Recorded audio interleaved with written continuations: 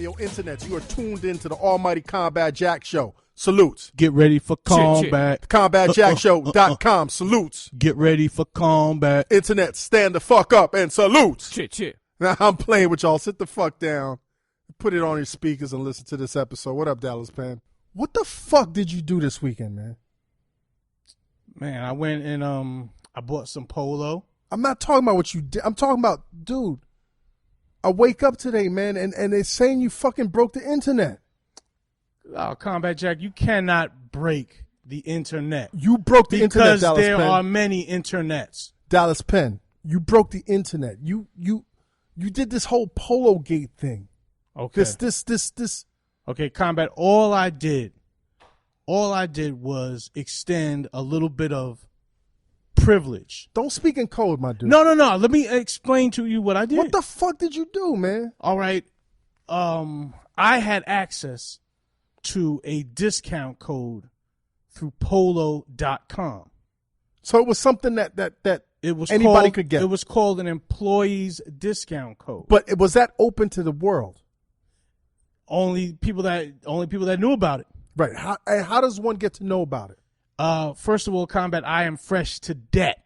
All right? Fresh to motherfucking DEBT. Okay. I live to fucking cop low and kicks. Right. I do that shit all the fucking time. Shit, and so my little network of people who know that I love this shit. Right. My little hackers, my little internets. As a friend, as my brother, and as a member of this show, don't say anything that might implicate yourself legally. Oh, Murta. So I don't want to hear nothing about I'm no talking hackers. about all the people that spend their time, sending you fucking music. Okay. Sending you This fucking community movies. of ours, this community. It's the internet. Right. And people know I fucks with Polo. Right. So if somebody was like, yo, DP, boom, hold this employee discount code. It's 65%. I was like, what the fuck? What? Now, is 65% normal? 65% is not normal. I've had the employee discount code before. I've had a 50% joint. That's the highest one you've had? That's the highest I've ever had. Normally, I want to say that it's 40%. Okay. So there's levels to the shit. Right. There's also the unspoken VIP code that brands have, where an executive just fucking puts in their code and the shit gets sent to them for free. This is the Holy Grail one. That's the Holy Grail. Does that really exist? Of course. It's really spoken of exists? in whispers, but it does exist. Okay. But 65 is amazing. 65 is mind blowing. Think 65 is like something that costs $300 is now $100. So somebody sent this to you for your own personal use. Somebody sent it to me like, yo, DP, fuck with this. Not, I won't say for my own personal use. Someone sent this to me like, DP, I know you fucks with Polo. Boom, I got this. Hold this. Okay. So you got it. And then what'd you do with it? I got it on Sunday night at about 10:30, a little bit after 10:30. Right. So I said, oh, shit, let me see if it's official. And you were told that it expires at midnight? Oh, yes, I was told that it expires at midnight. So I had basically an hour and change to cop some shit. Right. So I went to logged on to polo.com and put some pieces in I already had some pieces anyway that I had been, eyeing and ogling. Yeah, you put some shit on in your wish list. You put some shit in your shopping cart. You don't buy it because it's too fucking expensive, right. But you hold on to this stuff, and it motivates me to do stuff because boom, I get a little bread. Boom, because you actively window shop at on the site. Yeah, absolutely. Okay, absolutely. So when I put this code in, 65% went off of these items. So it recalculated these numbers. It started tabulating. The shit was jackpot. When you looked at your total, I was like, "What the fuck? I'm about to pay. I'm about to pay pennies for this shit." Now, did you have money set aside for this shit or what? The funny thing was, I had already kind of blew my discretionary budget early in the weekend on Polo, right? And some Jordan sneakers. So I was my discretionary budget was spent, right? So right now, I was about to tap into the household budget, which is light bill, cable bill, groceries. I was about to open that money up. So I said, fuck it. I mean, this was 65% is you cannot, once in a lifetime in a sense. Well, I mean, that's Rare. very rare. Rare. It's rare. It's a Super comet sighting. Come Right. on. So I said, fuck it, man. I mean, there were some things that were just, I had my eyes on, and with 65% off, like I said, something that's $300 is now $100. So how much did you actually spend on this? I spent a few hundred. Okay. Like I basically spent 300. I spent almost 400. Okay. So that's basically you spent 1,200. The word for 1,200. Not A little, like 1,100. What? $1,100 retail. Yep. Came down to 380. And this is not no throwaway. This is like top of the line shit. I mean, everything is. Everything Okay. is. I mean, even if you're buying a $150 shirt, this shit is down to $50. So you bought this, and you bought these items, and then, I clicked through it, paid the money. They sent me a confirmation that my order was placed. So I was like, "Fuck, this shit is real." okay. So then, what do you do next? Well, I was so happy inside. I was just like, you know what? I talk to people on Instagram, Twitter about this shit all the time. I said, you know what? Let me show love since people only have an hour to get in this window anyway. Right. Figuratively, I What are think it would you end at thinking though? midnight. Do you think like this shit is gonna fucking snowball? I didn't. I really didn't think so. I thought that a few people. It's Sunday Night Combat. If most people, But you are one of the proudest and loudest champions of that's this right. lifestyle. That's right. But I'm. To me, I thought I was by myself. Okay. So I you're not mean- understanding the power of Dallas Penn. No. I just thought I was by myself in a sense. Said, oh man, that's just Dallas talking that polo shit. Offering us sales. Man, he got too much shit already. And I just thought people would not be as activated Sunday as night. I was. So you Sunday night. So you put it out on your Twitter. I put it out on Twitter. I put it on Instagram. Like, yo, I just bought some shit off Polo. 65% off. Here's the code. You got till midnight. Whatever, and you kept it moving. That was it. Boom. Boom. A few people that would get in, I figured, 4 or 5 people going to The get Jay in. Slayers, the Yeah, but Jay Slayer, Jonathan Maynard, my man Crispy Coyle, the cats like that fresh to death. right. All right, those Fresh cats. to depth. Fresh to death. Like Death. straight up, like, yo, we going to spend this DEBT. last fucking dollar. Okay. And boom, instantly, in the next 10 minutes, I got a flood of at replies on Twitter and on Instagram. Like, yo, is this shit real? How many? Like about like 40? Man, it just was so constant that I had to keep replying. Okay. And replying like, yes, it's real. How people are asking, how do I do it? And Too many questions. I've seen so over many 200. questions. I was just Too many questions. explaining to people Right. how to do it and, Right. and what to, and it just was constant. I was constantly explaining to people from 11 o'clock to 4 in the morning. Wait, but I thought this thing was supposed to end at midnight. Well, it didn't. It didn't end. Maybe it ended at midnight Hawaii time. Right. So But- so as this is going, you get another code? Into the first joint, I get hit up with another code. Same source or different source? Different source. What? Different source. Totally different code. This code was even iller because this code you could go. You didn't have to go to the RL employee website. You could go to just to the regular site. Put this code in your checkout, and bang, you got that same 65% flourishment. Flourishment. Flourishment. What is flourishment, man? Flourishment is just some shit that you know what? I'm not gonna buy this shit for myself because it's too expensive, and then bang, I need to treat myself. Bang, I'm buying it. So wait, so you went to sleep at 4 in the morning, I went to sleep at 4 in the morning, dealing with all of this shit, just constantly. and this shit it doesn't stop. I woke up at 5, and I answered another flurry of tweets and Instagram questions. Woke up at 6, answered more questions. 7, going to work. Dallas, why did people go so crazy over this shit, man? Well, I tell you what. Here's what I'm trying to say, Combat. What we got with that 65% off, Combat, is we got a taste of motherfucking privilege. We, regular people, we was getting to taste privilege. Now you even had Just Blaze jump out, buying crazy shit. Just Blaze bought a crystal skull. He bought a fucking metal a chandelier. He bought a chandelier. He bought Just Blaze bought ill shit. Crazy shit. He bought a slave. $5,700. Like I'm amazed at the power of this fucking brand, B. Would this have happened if it was a different brand? No. Would this have happened if it was Rocksmith? No. I mean, hold on for a second. Let's understand what Polo Ralph Lauren, and it extends. People talk about, Ralph Lauren don't give a fuck about y'all. Listen, it's so much bigger than that person. He's created a brand that describes the American lifestyle of living the life the way you want. Like, I rock some Polo shit, Combat, and depending on what that piece is, I immediately am allowed, like when I rock my coastal rescue jacket, I'm allowed to go on a Coast Guard boat. It takes you someplace. It allows you, it gives you the power of whatever that piece is suggesting.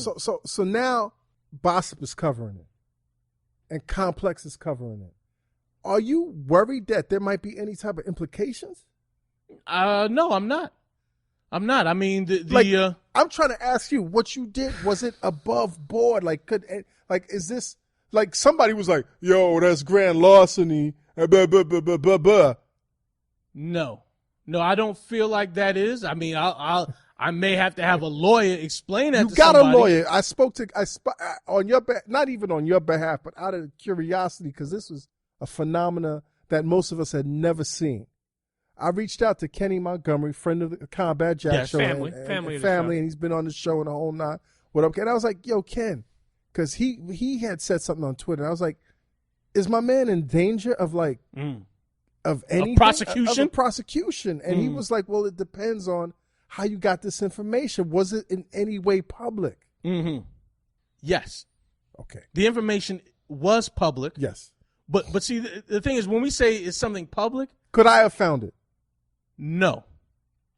You couldn't have found it because you're not in tune with that kind of shit. Could Pete have found it? No, Pete's not in tune with that. First of all, Pete, God bless him, I constantly tease Pete for dressing like a guy who gets free shit. Pete spent $700. You spent $700? Did you get a confirmation? Yeah, I got a confirmation. I didn't get a shipment confirmation yet, right. But I'm keeping my fingers crossed. We'll see. How many people do you estimate flourished on this flourishment? On this flourishment? Handout. Man, just from my mentions and just from the people talking to me directly. And you got to... Just from the people talking to me directly, yeah, I could guesstimate that 500. That's it? I got to say more than that. I got to say more than that. Dude. I'm going to guesstimate 500. I'm going to be conservative. 500. 500 people, but I mean 500 people spending a lot of money. 400, overnight. 700. Overnight. 900, 1,000. So what do you think the people over at Ralph Lauren are saying? Like, I'm sure they're noticing this is some type of anomaly. I can't believe that the people at Ralph Lauren secretly, especially with the second code that I had, didn't put that out.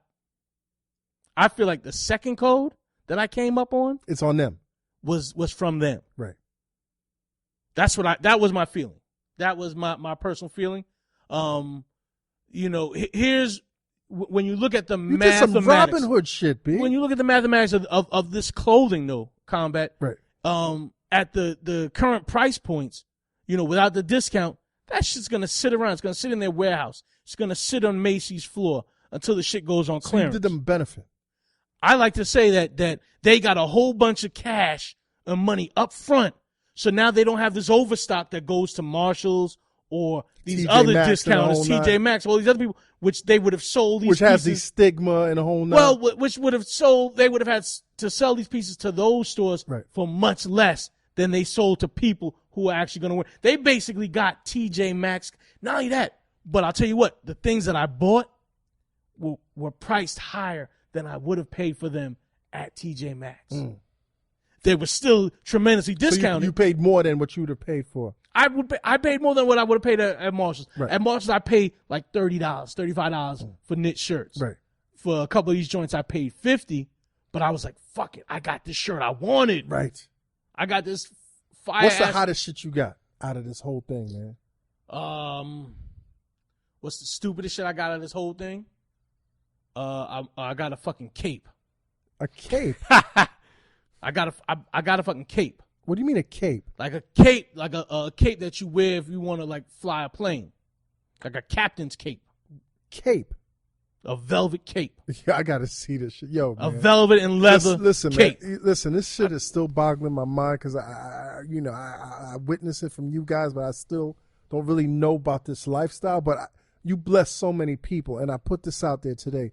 You motherfuckers out there that benefited from this flourishment campaign, y'all got to give this brother something back, man. You know what I'm saying? For years now, Dallas Penn, and I've not always seen eye to eye with Dallas Penn in terms of like requesting that the people that benefit from his content pay him directly, but y'all got to come up off something, each and every goddamn one of y'all. Probably account.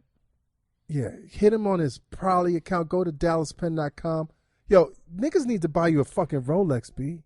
I mean, listen. A Rolex, man, a Submariner. Get this man something. Somebody needs to organize this shit, man. I will say this. Internet, I fuck with Tag Heuer hard body, though. Nah, he don't even know. Nah, come on. We off that. We off that. Yo, he don't even know. He talking about that lifestyle. He talking about tag. Y'all owe this man at least a fucking Rolex. Yo, Dallas, no man. Techno Marines.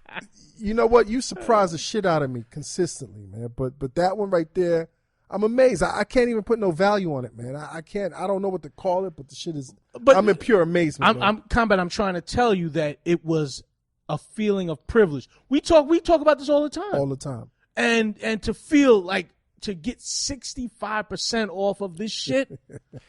Like you're the official Robin Hood of Polo. I had to share this privilege. And Ralph Robin Hood. Here's the crazy shit though, Combat. Now there's all kind of discussion now that Polo may not fulfill these orders that people have made. Can they do that? Absolutely. Even though people have gotten confirmations. Even though people have gotten confirmations, the people that got shipping confirmations, beautiful. Some people said that, if you had paid for overnight shipping, because here was this is why it was flourishment and privilege, Combat. Not only was it 65% off, it was free shipping. Oh my fucking God. It was free shipping. Free shipping. Free shipping. Free shipping. Like you got 65% off and we just gonna send you the shit. When are you supposed to be getting these packages, man? You gotta wait for your shipping confirmation. But you got your shipping confirmation. No, I have a order confirmation. So now it's a waiting game. It's a waiting game. Has anybody received shipping confirmation? Yes, people have. Yes. People are claiming they have. I mean, I'm not, you know what I'm not doing? I'm not posting anyone's information. Right. But people are claiming to me that they have received shipping confirmation. Internet, y'all got to keep us posted, man. Y'all got whenever y'all get that package delivered, man. Y'all got to twit pick I've asked people. Y'all got to Instagram. I've asked people Instagram it, twit pick it, hashtag straight flourishment, STR8 flourishment. What do you think Ralph Lauren's response? Are they going to respond?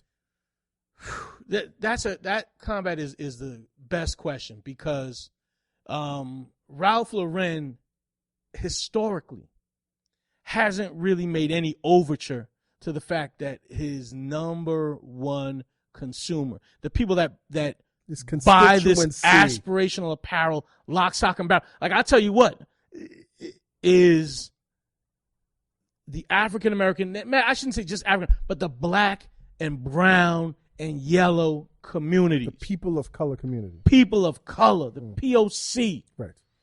Buys the aspirational apparel, lock, stock, and barrel because it describes the American dream. It describes that we all ultimately, no matter how discouraged or disenfranchised we may feel, this is still an opportunity to buy into that dream. Absolutely. Okay. Absolutely. Okay, well, listen, man, I don't know how this thing is going to work out for you guys, man, but like I said, I'm still amazed. This is phenomenal. To me, it was a force of nature, man. And in a sense, man, I'm kind of proud. How do you feel, man? I mean, when I see people showing me the stuff they bought, that's when I'm going to really feel sick. That's when I'm going to really feel great, Combat, because we got to taste privilege. All right, we didn't get the VIP code that would send shit to us free. but at 65% off, I mean, listen, that's as much privilege as some of you niggas ever gonna get. Damn, y'all better, y'all, like I said, man, y'all oldest man, Dallas Penn. Quickly, I want to run down some tweets. Again, versus Dallas Penn. Some people. No? Okay. Yeah. I'll tell you. We'll just put it in one simple surmise right here. Just Blaze said that this code was basically reparations. Reparations. This was reparations, and Ralph reparations. This was reparations from Ralph Lauren. So I hope that Polo.com fulfills every single person's order. And to what Pete was trying to say, if you're trying to see some of these tweets, go see the article on Bossip. Go see the article. Or just go to Dallas's timeline. You got go to Dallas's timeline. But seriously, there's some funny stuff on there. There's some funny shit, man. That shit is crazy. Straight flourishment, internet. Straight flourishment. I hope y'all deserve it. Y'all deserve it. You deserve a fucking Rolex. He deserves to get hired by Ralph Lauren. Yeah. Well, let's see what that happens. Yeah. Ralph Lauren, you need in the fraud department, an obese model. Yo, Combat Jack, man, I'm surviving, brother. Surviving what? Man, that building explosion. What building explosion? What you surviving, man? That building explosion up in Harlem. You were there? You was in the building? No, I was at work in Long Island City, but you know how anything happens in New York, man. And my mom calls me up and asks me, "Are you okay?" Your mom's in Atlanta. Mom's in Atlanta, but I mean, Sandy happens, and she's like, "Are you okay? Okay. Did you have to surfboard to work? Surfboard? Are you okay? Did the building explode around you?" She, but I mean, she don't know. But I, with you saying you survived, I thought the meaning of a survivor was you had to be in the proximity of that event. True. I mean, relatively speaking, I was closer to the explosion than somebody in Africa. Come on, man. Stop playing. Yo, but that's crazy, man. A fucking building exploded. Yes. In Harlem. Blew the fuck up. That's crazy, Not one, man. but two. Blew the fuck up. Crazy, man. What's up, Pete? What's going on, Combat? I'm chilling, man. Yo, man, like, what the fuck is going on? And, like people are getting run over in South by Southwest? I seen that died. Man, South by Southwest is fucking popping hard body. Like, I'm really sad that I missed it now. Now that people are dying. Come on, stop. That's how you know how turned up that shit is. I just want to know, man, did anybody that we know, was anybody hurt? Or were any reports, anybody that we know? I feel like people that we know seen it. Right. That shit is crazy, man. Pigs and Planes submitted a report, like a little blog posting that he saw it go down. He saw dead people. Oh, come on, man. Real talk, you know, man. I got to count my blessings, man, because I've never been in a car accident, man. Them shit scared the fuck out of me. You've never been in a car accident? I've never been in a car accident, man. Wow. I've seen car accidents. The worst car accident I remember seeing was right across the street from my crib on Lincoln Place in Brooklyn, and it was one of my friend's pops was walking in between a car, and as he was walking in between the car was like maybe 3 cars from the corner. A car hit the car in the corner, and it caused this cascade of cars, and it trapped him, crushed his knees. Ooh, did he lose his legs? So listen, so he was bent up on the back of the car. I can see him like trapped. Trapped for about 3 hours. Was he yelling? Yelling, passing out. And this was right across the street from my house. So I'm just watching this man as that car is grinding his knee to the gristle meat. Woo! You know what I'm saying? He kept his legs, but, he never walked the same. He had that foam that bounce. You hear how my voice is going from left to right? That bounce. Yeah. He had that bounce, man. You ever been in a car accident? Oh man, listen, I've caused car accidents. Really? Listen, when we used to bang whips, right? We had what we called all world insurance. Okay. If I had to slap him, if I had the pulley in the car with me, and I banged my shit up, I go get another. I get out of that car and go steal another car. But you've never been in no car accidents that have been like one time on the Grand Central, traumatize you or anything. One time on the Grand Central, I smashed a car so bad. Listen, after dropping this girl off in Rosedale, and I didn't get to beat, and I was girl too, because a lot of the pretty girls. Oh, no question, reside in Rosedale. Yeah. And parents had a carpeted basement. What? Like, oh man, I didn't get nothing with her. No hand job, no finger bang, nothing. And I'm driving back to Corona, down to Grand Central, man. Daydreaming? Not even daydreaming, just hype, man. Right. I mean, 17 years old, man, just hormones, outrageous racing. And I smashed into a car and then hit a rail, and I could not get out of the car I was in. Plus, I was in a stolen. Fuck. So how the fuck did you get out? I fucking kicked open the passenger side door and ran out the car and then basically ran up this fucking hill and walked to the train station at Union Turnpike. Wait. So, but there were other people involved in the accident. There was two other cars. Right. There was a car that I hit, and then a car that hit the back of the car that I was driving. Was you leaking? Was you bleeding or anything, man? Nah, but I think I'm 17 years old, and I'm so hyped that I was probably kind of jammed up or kind of, You don't even know. You don't even know. Right. Like you won't even know till you're 50. Running off of adrenaline. Yeah. How about you, Pete? It's funny. I've been in the same situation, but Stolen I car? did something different. Yeah, absolutely. But I did something a little bit different. I don't know if Dallas could have did this at that time. I've always been a scrawny little dude, maybe a little bigger now. But I'll never. Did you climb out the trunk? No, listen. I never forget. I had a stolen car. I had a Delta 88. Remember the Oldsmobile Delta 88? And you motherfuckers are car thieves, yeah. man. So and that you had to crack the column and pull That's the right. teeth back. So that was a little harder than a dent pulley when you pull with the screwdriver and turn on a Nissan, Toyota, etc. Anyway, the cops are chasing me. I'm about, like, I would say maybe about a half a block ahead of them. And I'm keep on going, and we're going. And I mean, I'm ripping out. I'm hitting things, and I'm moving all over the place. Finally, when I knew I couldn't go anymore, I literally jumped out the window. As the car was moving. And the car crashed into, like, 3 other cars, and I hid. With people? With people, yeah. And motherfuckers, y'all got that shit on your karmas, Banging people up and shit. What do you mean, nah? I mean, I had to go. What do you mean, nah? I had to go. I hid in the alleyway for about 5 hours. Was you banged up? Your karma only lasts for 12 years. Stop. 12 months. Stop. Combat. Stop. And if you don't cash it in, Stop. then You don't even know, Dallas. you're good in your bed. Stop, Dallas Penn. It's over. Just I stop. I hear what you're saying. Stop, man. It was a long time ago, man. I'm a better man. But were you banged up a little bit? Yeah, I was fucked up. Yeah. I had stitches. That's later crazy, on. man. Car accidents. Man, I hope everybody that was down at South by Southwest last week, man, got back safely in the whole 9, man. I'm a little fucked up behind last week's episode, man, with Russell Simmons, man. No, what happened? He Why? I mean, I fucked thought me you were up, man. meditating, my man. I'm meditating, but he got me saying the word nigga again, man. He got me like, because Russell was so inspirational. Yes. And so, you know what I'm saying, enlightened, and just Yes. made everybody feel so hopeful for the future. That when he broke down that the word nigga was just some little annoyance, there's bigger things to focus on in this life. I was like, that's it right there. That's it, nigga! So he got me saying the word again, but he set you free, Combat. he set me free, man. And it's funny, man, because He set your nigga free. that same night I was on Twitter, kind of like quasi arguing with Charlemagne and Roland Martin. And that next morning after the episode, Charlemagne texted me, was like, yo, my brother King, beloved, we got positive vibrations. And I'm like, man, nigga, get the fuck out of here with all that positive shit. I'm fucking with Russell right now. Yeah. Right. No, but internets, I want to thank y'all, man. That was a great episode and the whole now. So what are we talking about right now, man? You know what, Combat? I just give me 2 minutes to explain to some of our listeners. A lot of people don't understand what it means when I tell people that I'm a registered Republican. Okay, here we go. Now, Do people even give a fuck? well, I mean, I hope they do. Right. And I hope from what I tell them right now, they'll also register as Republicans also. Nah, stop that. Hold on for a second. Okay. Talking to the mic, man. Hold on for a second. Yeah. I have changed my voter registration to Republican.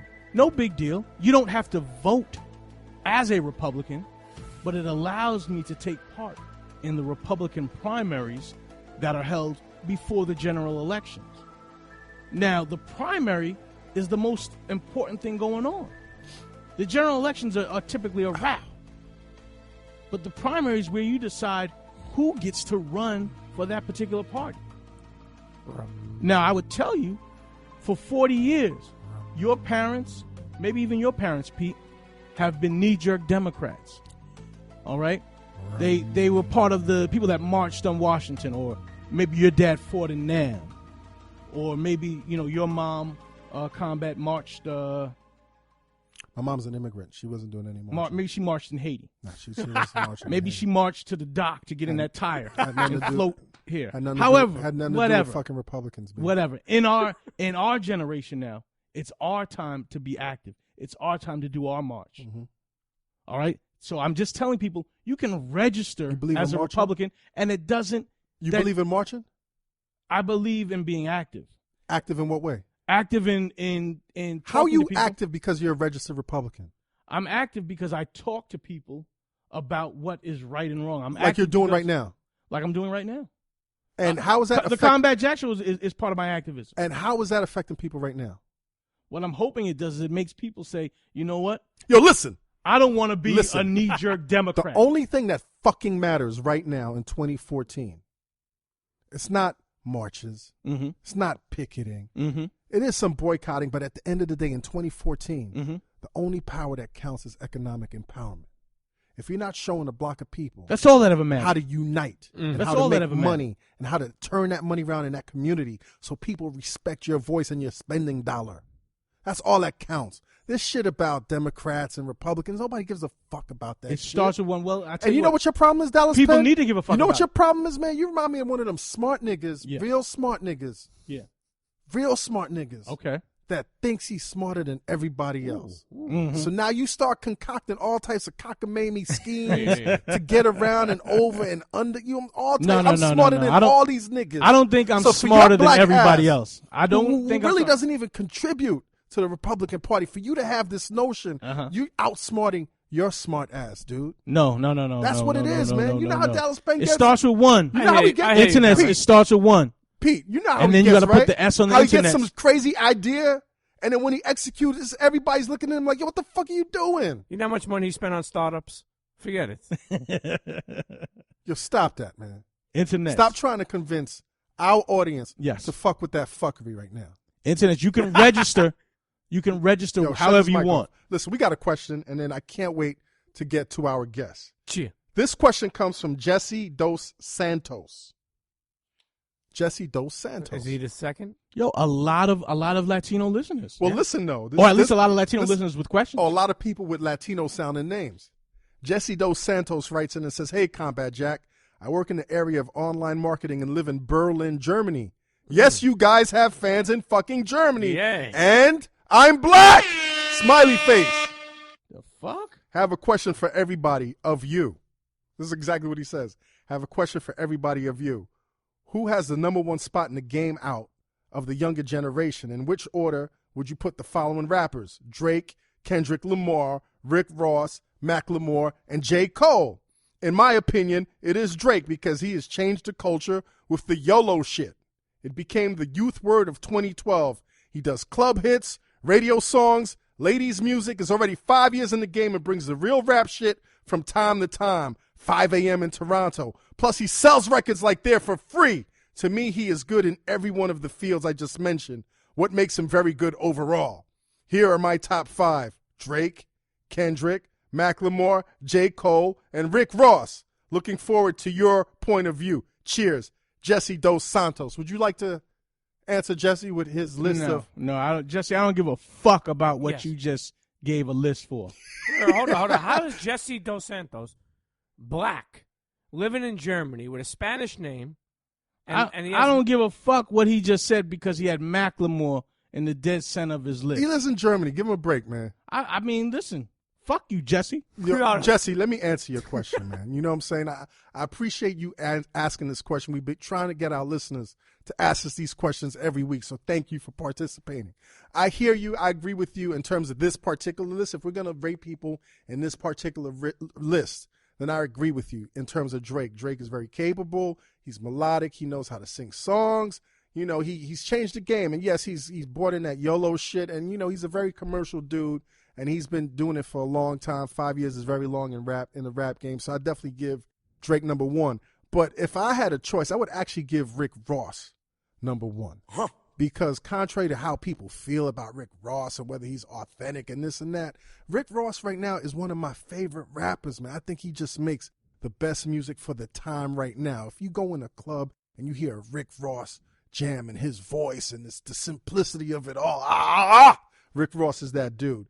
I would give Kendrick a number 3. I'm not a fan of his. I hate his little alien voices, and he's got little small hobbit hands. My favorite MCs never had small hobbit hands. You know what I'm saying? I saw him on the cover of Jet magazine the other day, man, smiling. I was like, yo, man, he looks like his name is Durgans Washington, man. Like, he just looks so corny, man. And I'm sorry, I'm superficial when it comes to my rap gods. Your favorite MCs never had scarf hands. No scarf hands and no hobbit hands. Spit faces. No spit faces. Number 4 goes to J. Cole. I'm not a big fan of J. Cole. J. Cole is a fan of Dallas Penn's. I've been trying to get J. Cole on, but to me, J. Cole is boring, man. Like, does J. Cole move you, Dallas Penn? I mean, J. Cole's Rock Nation debut was fire. Yeah. He found he's a good producer. He found a pop lane for his let's hear his sophomore album. That's the key to everybody. Now now getting back to Rick Ross knows how to make songs that sound good on the radio, that sound good in a club, that just he's got a great ear for that. And he's got a good run too. Oh, no question. He's got a good run. He would be my number 1 and Drake would be my number 2. Yeah, even but though I think Drake will go further. Drake towers. I mean, Drake is going to go further. Drake's going to go further. Yeah. Drake's going to go further than Ross, but but so does Rick Ross. But they both make hits, and they both make great hits together, and they both make great hits with Jay-Z and everybody else. Yes. But the thing I like about Ross the most is that at his point, you thought he could have got knocked down. He continued. Oh, that's an important point. I'm very fickle. I'm a very fickle rap fan. Like, I'm a very fickle person. If I don't fuck with something, I don't fuck with it at all for life. I did not fuck with Rick Ross. That's committed. I did not fuck with Rick Ross. And over time, his music convinced me to fuck with him. So when you convince me to fuck with you, like, you must have done something. You must have some incredible talent. Now, I know everybody like, Rick Ross, come on, Combat. Yeah, man, fuck you if you don't understand this music game. He don't understand that he was, like, fuck you with his whole, he wasn't a drug dealer. Man, who was really a drug dealer? Do people still say that shit? All the time, man. I would fuck with Rick Ross, but yeah. If y'all not fucking with Mastermind, y'all really don't like this hip-hop shit. Y'all really don't like good music. Yeah, I can't believe people still get out of your fucking mom's basement. Stop jerking dills to XXXN.com. Yo, man, grow, live life, man. Yeah, get out the house. CO is more crooked. I know so many correction officers that I used to hang out with in the 90s, and all of these motherfuckers had pounds of cocaine in their the crib. Those was the grimiest. I mean, think about it. Even the women, I knew if you're a CO, you got one foot in the jail. You just an inmate that gets to go home. Yo, listen, I'm not even trying to be sexist, but one of the ugliest women I know was a CO, and she was banging all the inmates, coming in as a mule, and ran that motherfucker like a plantation. When are y'all going to get over this I know her. No, I'm not even going to mention her name. Listen, Jesse Dos Santos, that's I hope we answered your question. Thanks for writing in. And, salutes to the black Germans out there, man. Salutes to the black Germans worldwide. Listen. I'll tell you one thing, Combat. Yeah. Internet's worldwide. Each week, we can answer that skinheads. question. Yeah. Where do I have to send the email to? They send an email to the combatjack@gmail.com. That's my personal email, combatjack@gmail.com. Listen, we got a great guest in the building today, man. I've known this woman for, like 25 years. But this is the first time I'm really going to have an in-depth conversation with her. And, about the stories in New York and the movers and the shakers and the Puffs and the Jay-Z's and the Russell Simmons, but you really don't know, like, some of these people that were behind them and orchestrated their rise. Our next guest is one of the most important people in the history of New York hip-hop. Yes, indeed. Internet's after this break. I can't wait to bring on Jessica Rosenblum. You know Jessica Rosenblum? I've never met Jessica Rosenblum, but I know of Jessica. I should say I've never met her. I mean, you've seen her, encountered her over the years, but right? I've never, we've never had a discussion. But without question, when you talk about one of the supreme Teflon button pushers, Teflon and Kingmaker, supreme Kingmaker, yes, for New York City hip hop. I mean, we went through a dry period where in the city there was no place to go for kids to listen to hip hop and get your face slashed, $150 up. Not even that. Not even that. Because I'll be honest with you, the scene that she helped kind of create kind of removed that element. Yes. Like you really couldn't partake of the scene if you were in that element. And I gotta tell you something, from backpack to glam rap, like she basically suits, she took it to from champagne and Rolexes. She took it from the streets to the corporate suites. She did it. She did it. She was the one who got in the door first and then brought in a lot of other heads. So it's going to be an interesting discussion. Internets, you're getting ready to get a gem. Yo, dropped Dallas on. Penn tonight, man. No dick riding. No. No dick riding. No. Well, in this case, no labia riding. Internet. So tune into the Combat Jack Show. TheCombatJackShow.com. F your radio, F your podcast, F your TV show. Yeah. Internets, be sure to tell a friend to tell a friend. The Combat Jack Show is on iTunes, SoundCloud, all over the internets. Get ready for combat. Just search Google, look for the Combat Jack Show, search, listen, it's Get ready everywhere. for combat. Tell a friend to tell a friend, rate, subscribe, comment, and keep it pushing, keep it rocking. It's the Combat Jack Show coming in your ear holes. Internet, you tune into the Combat Jack Show, thecombatjackshow.com. With Dallas Penn. Combat Jack. Look who we have in this building today, man. Miss Jessica Rosenblum. Yay. Yes. Now, how many times have you gone up to the Velvet Rope and seen Jessica? One of my favorite experiences was I can't remember the name of the spot on the west side, but I had a couple of dollars in my hand. West side where? I want to say 18th or 19th. Mr. West, probably. On right before the highway, and Funny how that works, West Side, and it was the little spot. It was called Mr. West. Little tiny spot, but I came up and I didn't have my shirt buttoned. Because I thought I was hot shit. I had some money in my pocket. I had a little gold chain titty on. meats hanging out? I wasn't as fat as I was now. I was actually a little more brolic, but Jessica was like, "Man, button your shirt." And I was like, Sounds all right. about right. Yeah. So then I buttoned my shirt and then I got let in. Jessica, Yeah. welcome to Hello. the Combat Jack Show. Thank you. Happy to be here, I think. No, I'm happy you're here. No, you I'm- haven't aged. Thank you. What are you doing? Well, I have a couple theories about that. Okay. I think that I never smiled in my 30s. Never smile. I'm glad you said that, So Jessica. I was miserable bitch. Right. Okay. And I was dealing with a lot of stress and Right. a lot of complicated doors. I think that, and I think there was a lot of preservation via a lot of consumption of red wine. So I think these two things helped a lot. Well, you look, And I do acknowledge I'm white, and so I don't go in the sun. you don't go in the sun. Yeah, I'm You not, avoid the you know, sun. You know, I'm not like one of the white people who thinks they're black and then is out there like tanning too hard. Right. Like I hate those white. So blonde you're girls. smart. You're smart. And then they look orange, and then Yeah. they look like leather. Yeah. So that was not the progression for me. Just, I'm glad you said that you never smiled in your 30s because I always got good vibes from you, but I was always fucking intimidated by you because you always had on this scowl. I was scary. People were scared of me. You were very scary. And you also mentioned stress. Yeah. Stress management, right? Stress entertainment, Right, stress entertainment. which came from my nickname. Okay. Because before that, many years before that, I had a different company name. And then for legal reasons, it disbanded, whatever, and I had to have a new name, and I didn't have one. But Andre Harrell had nicknamed me Stressica. And everybody just called me Stressica. Because you used to stress Andre Harrell the fuck out? I used to stress everybody out. Okay. No, more on Andre or Puffy's behalf. Right. As I was, protecting, branding, Of course, creating of course. their gates or entry or event or what it might be. It's probably Puff who was more stressful Yeah. than Andre Now, to deal with. Congratulations on the relaunch of the tunnel. Yes. Yeah. How's that going? It's crazy. We've sold out. We're selling tickets online, and we've been sold out both times a week in advance.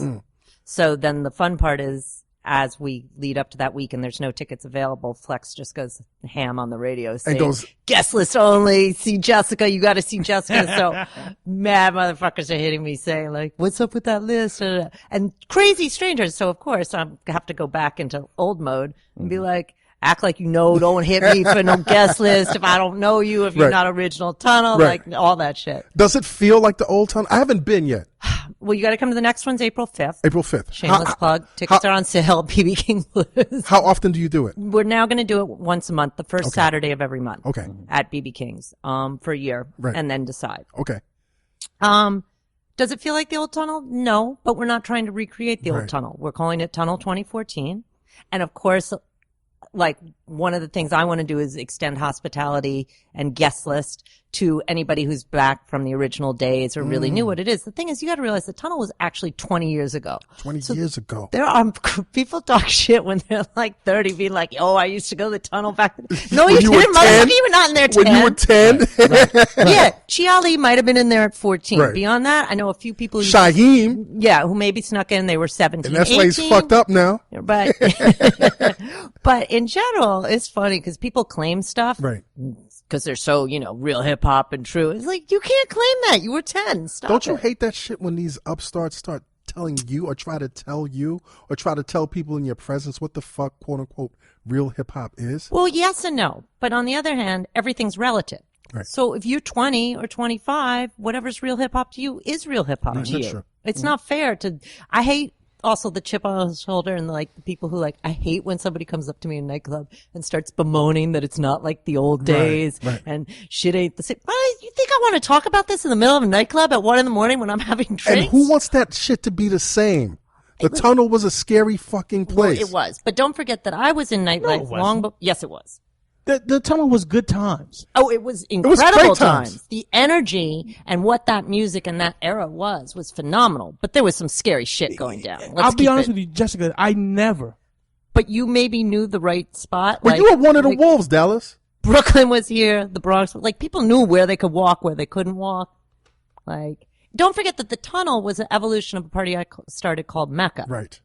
And it started in different locations and moved. And it was tamer and more mixed and creative as it progressed and turned into. It was also more industry, would you say? Initially, yes. Yes. And don't forget that the very end run of the tunnel was not me. I had nothing to do with it. Okay. So the whole history is a little complicated. And we're bringing back Mecca, too, by the way. Okay, nice. April 17th, Highline Ballroom. Okay. Super exciting. I like the Highline. Yeah. Really and that has a more downtown vibe. So that's how we were separating them. We'll do the tunnel at BB King's, go kind of commercial, bring in the masses, go Highline. Be more for refined. Mecca, a little more refined. Not super fabulous like the way it became later with like, the shiny suits and all that stuff. What was your first This promotion? is more downtown. Was it $100,000 bar or Payday? Those were not my events. Okay. That was Patrick Moxie. Patrick Moxie went was- on to was have Payday. ultra and like insane success. Let's see. I associated those with you No. because they were downtown. I guess Because everything. Powerhouse Yes. and the building. Oh, was the me. building. That was me. What? That came, I first started, I worked at Nell's. I was one of the original door people at Nell's, and that's how I met everybody. What year was this? Sunday night at Nels? No. This is long before Sunday night. This is Okay. when Nell's was the shit all week long. Sunday night at Nell's was years later when it became sort of like an urban night. Okay. This is way before. This is, I'd say, 86. 86. Wow. Well, right when they opened, we're talking super fabulous. Bianca Wow. Jagger, Mick Yes, Jagger, and yes. So we're talking Warhol. like the height of New York club life. Beyond, yeah. Right. Well, super. I'd say there was there was an era before that was really important, like Studio 54 and Xenon and all that stuff. And I was crazy as a teenager. I used to run away. I went to all those. I went to Studio 54 when I was 14 years old. Really? Connected, like in the back office where they were like stuffing cash in the secret compartments. How and were you so connected? That's a story for another day. We got a lot. We lot can't. of ground No, it's to a cover. story for right now. How were you so connected? I had a friend who had another friend. God, it's not even an interesting story. It was. But to be in Studio 54, I know. at Well, 14, at the height of Studio 54, is a story, and I want to know. It is, and I also kissed Billy Idol. Really? In Studio 54. In what year? I'd say like a year or two after. I was probably like 16. No, Billy Idol. I bought his album. That's how hot Billy Idol was. Well, do we really have to do the math? No. Because you look like you're 32 right now. Yeah, So well, anyway, that's about what the how fuck many were you years ago it doing? was. What the fuck were you doing in Studio 54? I don't know. I think it's always been in me, the nightlife thing. I just Okay. wanted to do it. I wanted to be there. I wanted to be in the mix. It And you was had exciting. access. Yeah, but I always figured out a way. I mean, I became one of the original door people at Nell's. Right. At 17. Well, No. I was 20 when I started working Okay. at Nell's, and I wasn't legal because you had to be 21, and at that point stuff was a little more regulated. But not like now. It wasn't a real industry the way nightlife was still sort of the Wild West, but it was super glamorous and exclusive. And this was when Nell and Keith McNally owned it. And I met Keith within the first 2 weeks that they actually opened the doors to the venue. right. And And it was something I about got you. his attention. I came in for an interview. I talked mad shit. I did all kinds of crazy stuff. Like I had a handbag that was a lunchbox. Right. That had like a sort of 50s graphic on it. It was Okay. all very downtown. Right, You were right. downtown. You were I downtown. was very chick. downtown. And I packed crazy things in the lunchbox that I thought would intrigue him. Cocaine. Because no. He's like English and very intellectual and clever. And Heroin. I packed a Martin Amis novel that wasn't in print in the States yet. Oh, and I knew that with Martin Amis, who wrote Money later, but this was an earlier with book. Heroin inside. Yes. Oh, yes. Okay. There you go. You caught me. Thank you. So, there was a hell of a lot of drugs at Nels, though. Right. But, Of course. And this was a big 80s. accomplishment for you. Yeah. No, I didn't think shit of it. You couldn't tell me. This led into my hip hop days. Okay. But in those days, you couldn't tell me shit. I wasn't impressed with anything I did. I was Right. so, like, I look back now at stuff I did then. Like, I was crazy. What was driving you?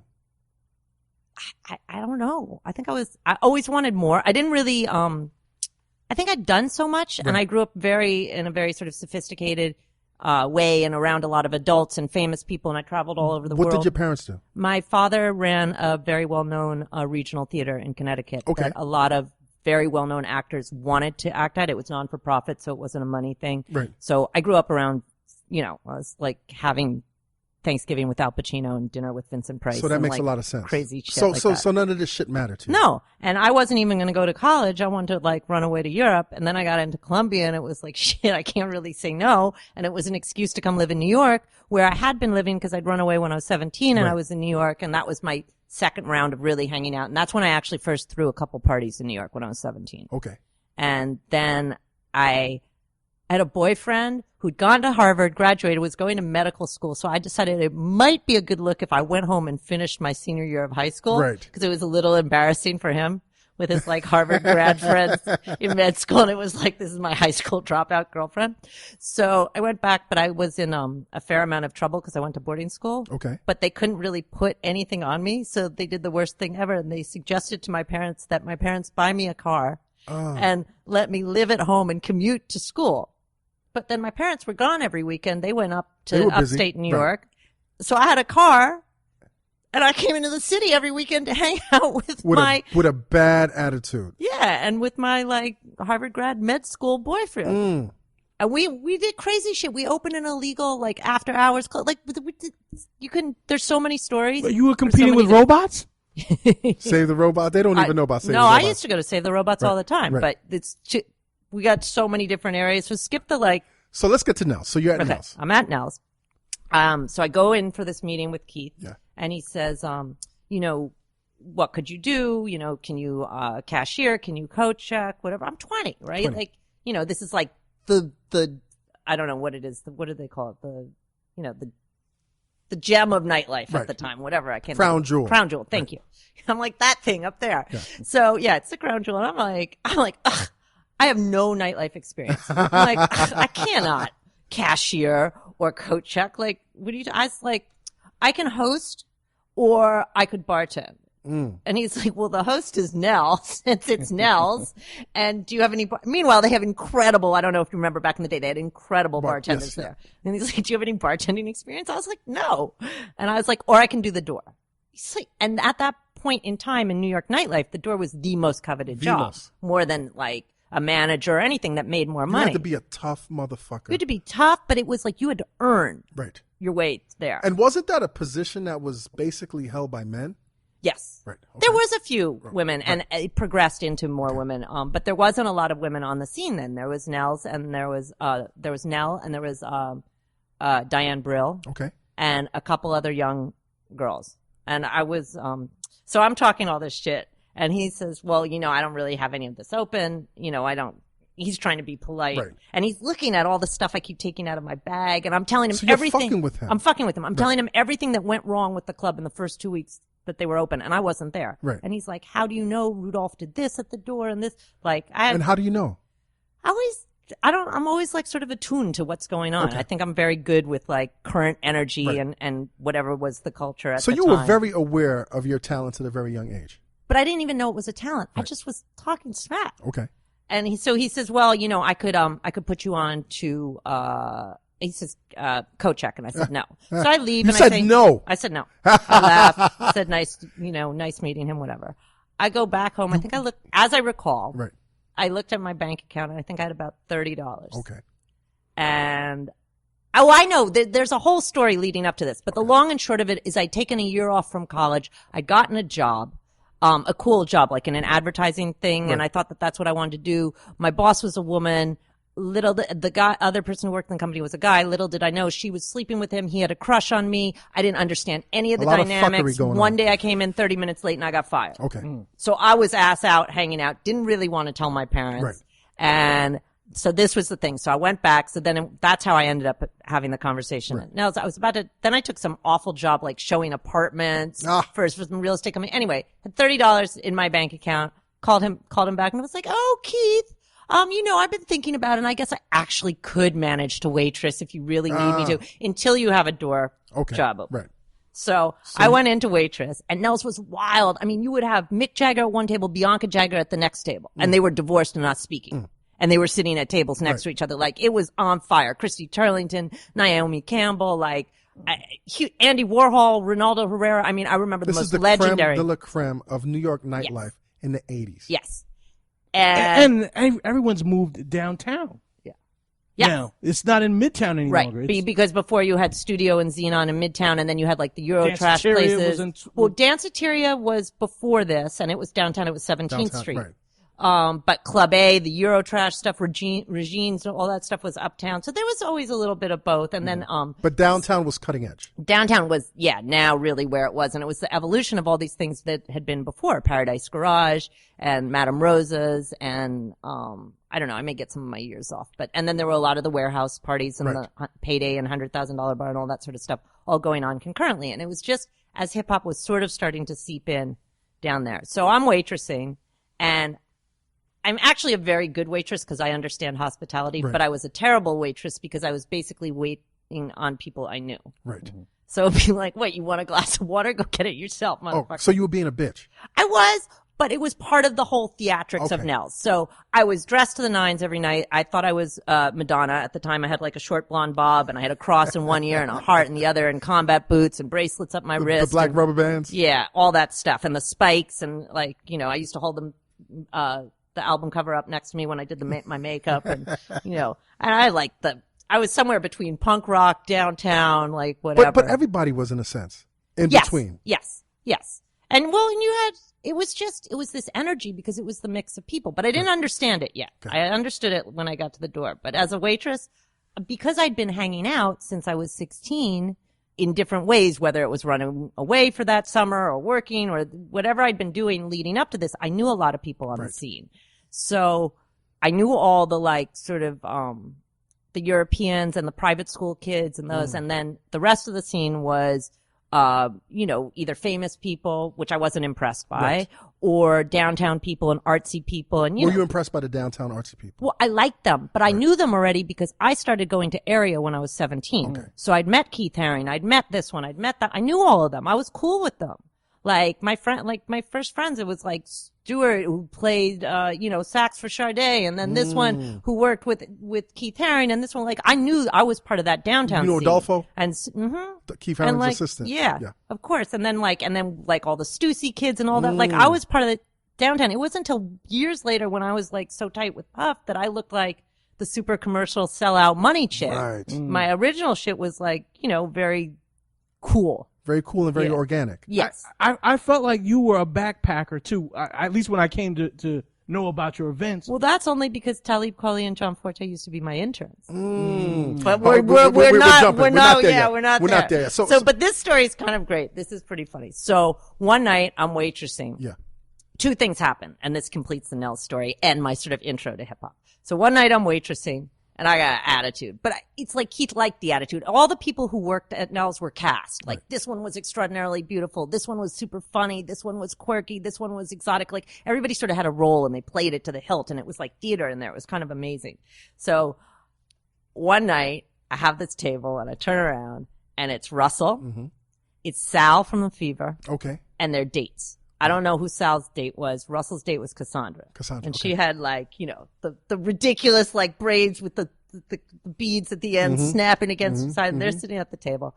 And, Nels, when they first opened, had this very fabulous menu and kitchen that was done by this well-known woman named Rose. I'm blanking on her last name. She's really well-known in London and has restaurants and whatever, and just was part of their crew. So there was fabulous things like lamb sandwiches with leeks and this and that. And they had a white pizza on the menu. So Russell's like, yo, what's this white pizza? And Now, did you know who Russell was at the time? yes, but only to the extent of he was that Run DMC guy. He was the Run DMC guy. That's how we described him. And when he came in, everybody was like, that Run DMC guy is here. And I was like, I want that table. Right. Because I had a radio show in high school and I used to play Run DMC. Right. In 84 in Connecticut. Okay. So that was radical. But that's, again, another story. Too many stories. Okay. So I come over to the table and he's like, what's up with this pizza? And I was like, well, I don't know. I don't eat cheese, but everybody who orders it always says they really like it and it's really good. He's like, all right, I'll have that. Right. And then I take the rest of their orders and I'm stomping off. And again, the makeup, the combat boots, the hair, the attitude. I'm 20 years old thinking I'm Madonna. Right. And he's looking at me like, who's this crazy chick? So he's liking you right now. Something's going on because I think I'm visibly intrigued. Right. And Sal's got the satin jacket on, the fever, the satin black, jacket. black and gold, black and yellow. Exactly. It's unbelievable, the whole thing. I mean, you couldn't do it. You couldn't cast it better, put it in a movie. Yeah, they tell you it's bullshit. Yeah, exactly.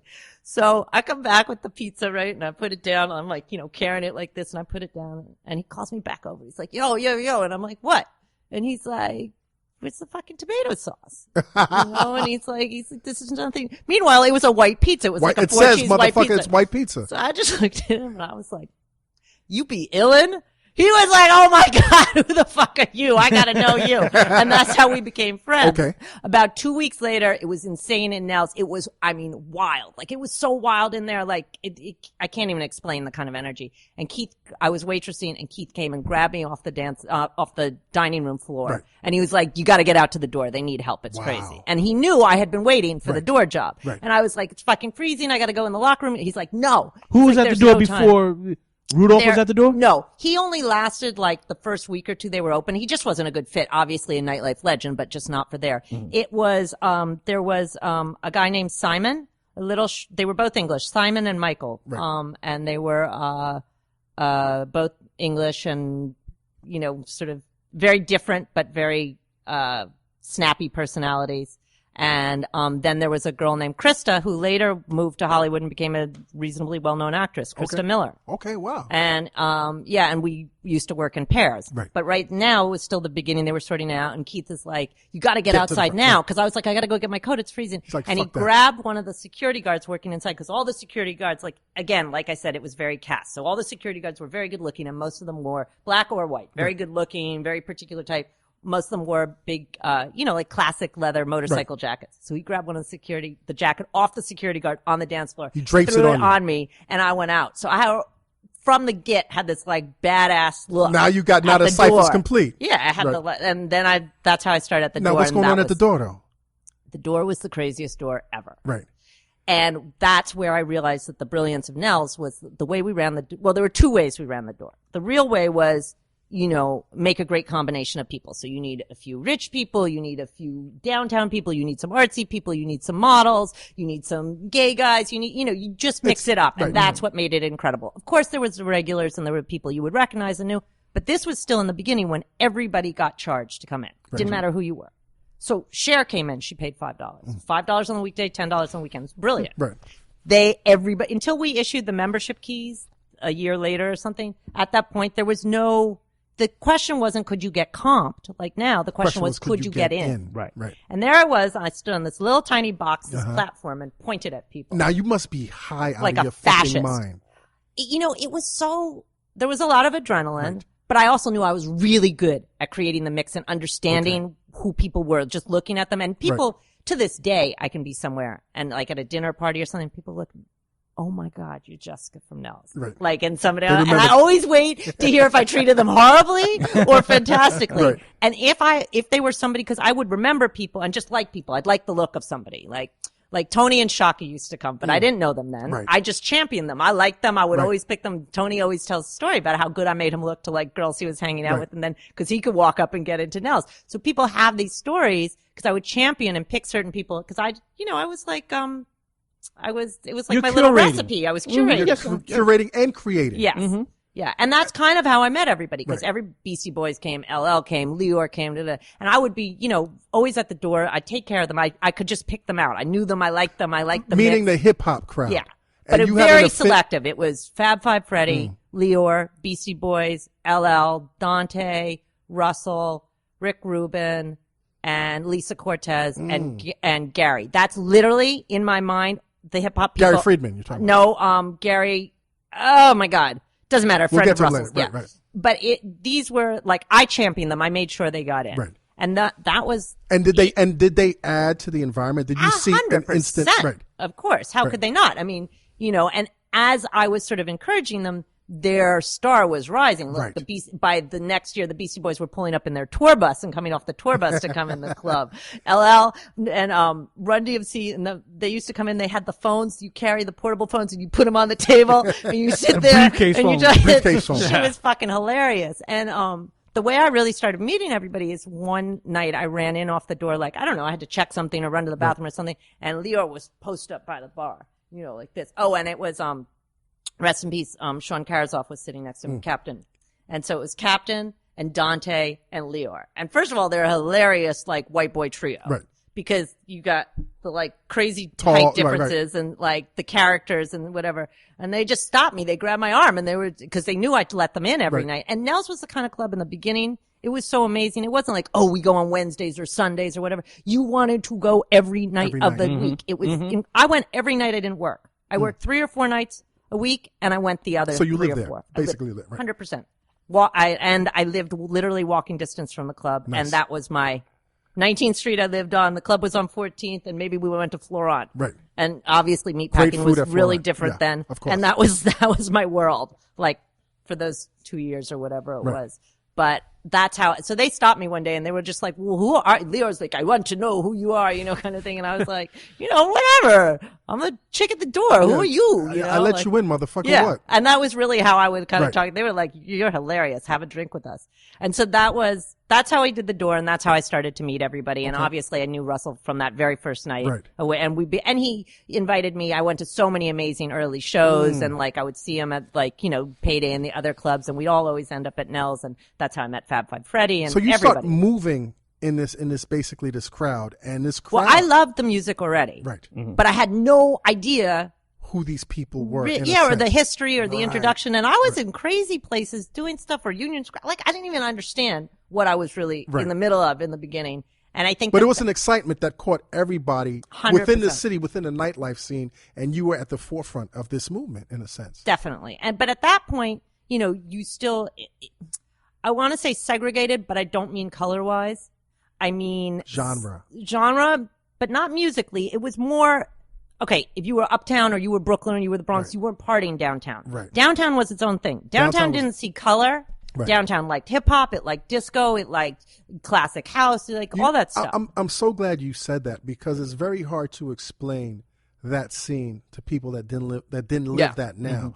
And when I explain to people that scene back in the day, They you don't know, believe it it. was so non-segregated in terms, like I hung out at the Paradise Garage on Fridays, and I did hip hop on Saturdays, and there was no line between punk rock. There was nothing house. weird that you were doing one or the other. Not at all. No. And it's funny because fast forward to years later when I was doing really intense like hip hop for the masses, and that's when I really started to feel the color thing. And I never understood it because I didn't come from a place, I didn't grow up anywhere where that was. Right. And then when I came to New York, You came from a place of class and privilege, not necessarily color. right.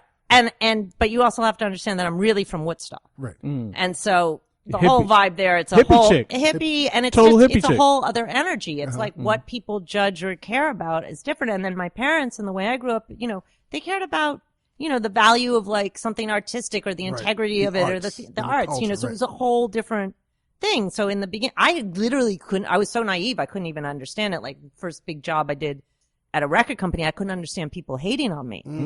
I was like, and I certainly didn't grow up sheltered. I Right. grew up very sophisticated, but I was very naive to that sort of hater energy I see. and that sort of mentality of like, I'm going to Kind of that provincial kind of Yes. attitude that people had, where I was like, how could we not be wanting to do the best thing for the project or the artist? Right. Like, oh, you mean this bitch is hating on me? Like, why? Like, I didn't get it at all. So how do you move though from being the person at the door to promoting events? I left Nels. I got lured away by some Italian guys to open a club, like be the front person. of the Connected club. guys? No, not at all. True Italian guys, who, were part of, this, architectural and design movement, and the venue embodied that. It was called Bolidism, and the club was called Bolido, and I opened it up. And I was and I was the front person for that. In the meantime, my connection to the hip hop scene and through Russell and everybody else was sort of growing, and my friends and whatever. So that was what I was doing in a lot of my spare time. Right. And I mean, the opening night of Bolido was incredible. You had everybody from Keith Haring was there to Duran Duran was there to, I have the photos. I mean, they're an incredible mix of people. But at the same time, I was friends with all these record company people and all this stuff. I did the first Stop the Violence movement party benefit at Bolido, much to the horror of the owners, but I thought it was fucking amazing. And a couple other things. I had a falling out. Were they asking you, why are you bringing all these black people here? A little bit, yeah. They don't speak like that. Italians don't speak like that. Right. But a little bit, yeah. And I just had a lot of disagreements with them. And I had the coolest stuff. I mean, like the staff, there was a restaurant there and the staff was had custom made outfits. I was friends with Isaiah, who was a big black designer at the time and sort of ahead of the curve. He later so many people from back then who passed away. I know, right? It's crazy. But he did all the outfits for the waitresses and I cast all I mean, it was hot. It was just so ahead of the curve. Right. It was ahead of its moment. Had a falling out with them, left. They found a loophole in like that I'd never actually signed my contract with them, whatever. So you weren't really part of them. First experience of that sort of nasty backlash got written about in the paper like I'd been kicked to the curb by the owners, all that kind of crap. I literally had no money and had no job. Right. So you're living this fast life. Yeah. And now you're starting to make fucking the newspaper, page 6. Yeah. I think it was more like Paper Magazine, Paper Magazine, and maybe the column, and like Michael Musto and Village Voice and that kind of stuff. And then, so I took a receptionist job at Hal Rubinstein started up a short-lived but incredible magazine called Egg. I remember Egg. And I was the receptionist. Okay. I mean, I just didn't know what to do. Right. So I'm answering the phones, and one day they call me and they say, Andre Harrell's on the phone for you. And I was like, hey, Dre, what's up? And he was like, and I had famously dissed Andre many times at Nell's. Why would you diss Because Andre? he wore the worst shoes ever. He wore these like... He wasn't chubby then. He was a little chubby, but he was not cool. Like Russell was cool. He wasn't cool. Right. He was suburban and Jersey, so he would get in when he was with Russell. Now, did you know that Andre, before that life, was a great rapper? Well, he used to come to the door and he'd say, Jessica, I've met you before. I'm friends with Russell Simmons. I've just started this new label, this record company. It's called Uptown. I have this artist called Heavy D. And I was friends with, who was Jekyll and Hyde? Who was the other one? Tall. You know who I mean. Andre and fuck, I can't think of Oh my God, I can see his face. His partner. Yeah. Anyway, but I used to leave Dre standing on the curb all his time at Nell's in the beginning. Right. Cause he'd always give me the story. But you're like, but yo, your shoes are horrible. You gotta fix your shoe game. Like that's how I was. What kind of shoes was he wearing? Like brown leather, like some kind of like not super cheap. Ghetto? No, more like, poor no, he was looking? suburban. Like, you know, with that looked like it's the poured rubber sole, the wedge sole, not wedge. Like Clark's? Almost. Like crepe, like a crepe. Yes. Like the crepe sole. Listen, we're really pushing the memory envelope. He probably had on British Walkers, and he probably thought Harlem he was the shit. Could be, but I was pretty good at peeping, even if it wasn't a style. If somebody was in style for whatever style they were doing. Andre's shoe game was not popping. It was not popping. I even talked about it in an interview in the New York Times. Right. It was like, shit was so crazy. It escalated then. Anyway, so overall, my dissing of him. Which is great, and it's brilliant because now Andre psychologically is trying to find favor with you. Yeah, yes. But we really became friends because first of all, I mean, Andre is so charming and fun. Course. And, you know, and he was so brilliant. Excited about everything back then, you know, and it was before he became super smooth. So he was still practicing his pitch. You know how Dre always got his R&B pitch about anything and everything. Right. Don't matter if he's talking to you about a flavor of butter. Of course. Or the shoes or whatever. He's pitching. He's got that enthusiasm. It's salesman. So he calls you. So he calls me. Here I am broke as the receptionist, but I'm like, I'm still considered so fabulous. And I'm always in like the magazines, like, you know, wearing stuff in W or this details. So I can't go take like a waitress job somewhere now, even though that's how it started. So at least the reception job, nobody really saw me. Right. So Dre calls me. He says, yo. Which is a great place to lick your wounds. Yeah. And plus it was like a pretty cool environment and whatever. So Andre calls me and he starts talking. He's like, I got the first artist on a major label to go platinum. He's like, Heavy D won platinum, and MCA's acknowledging it. He's like, I want to throw a fucking crazy party. And he starts breaking down the type of party he wants.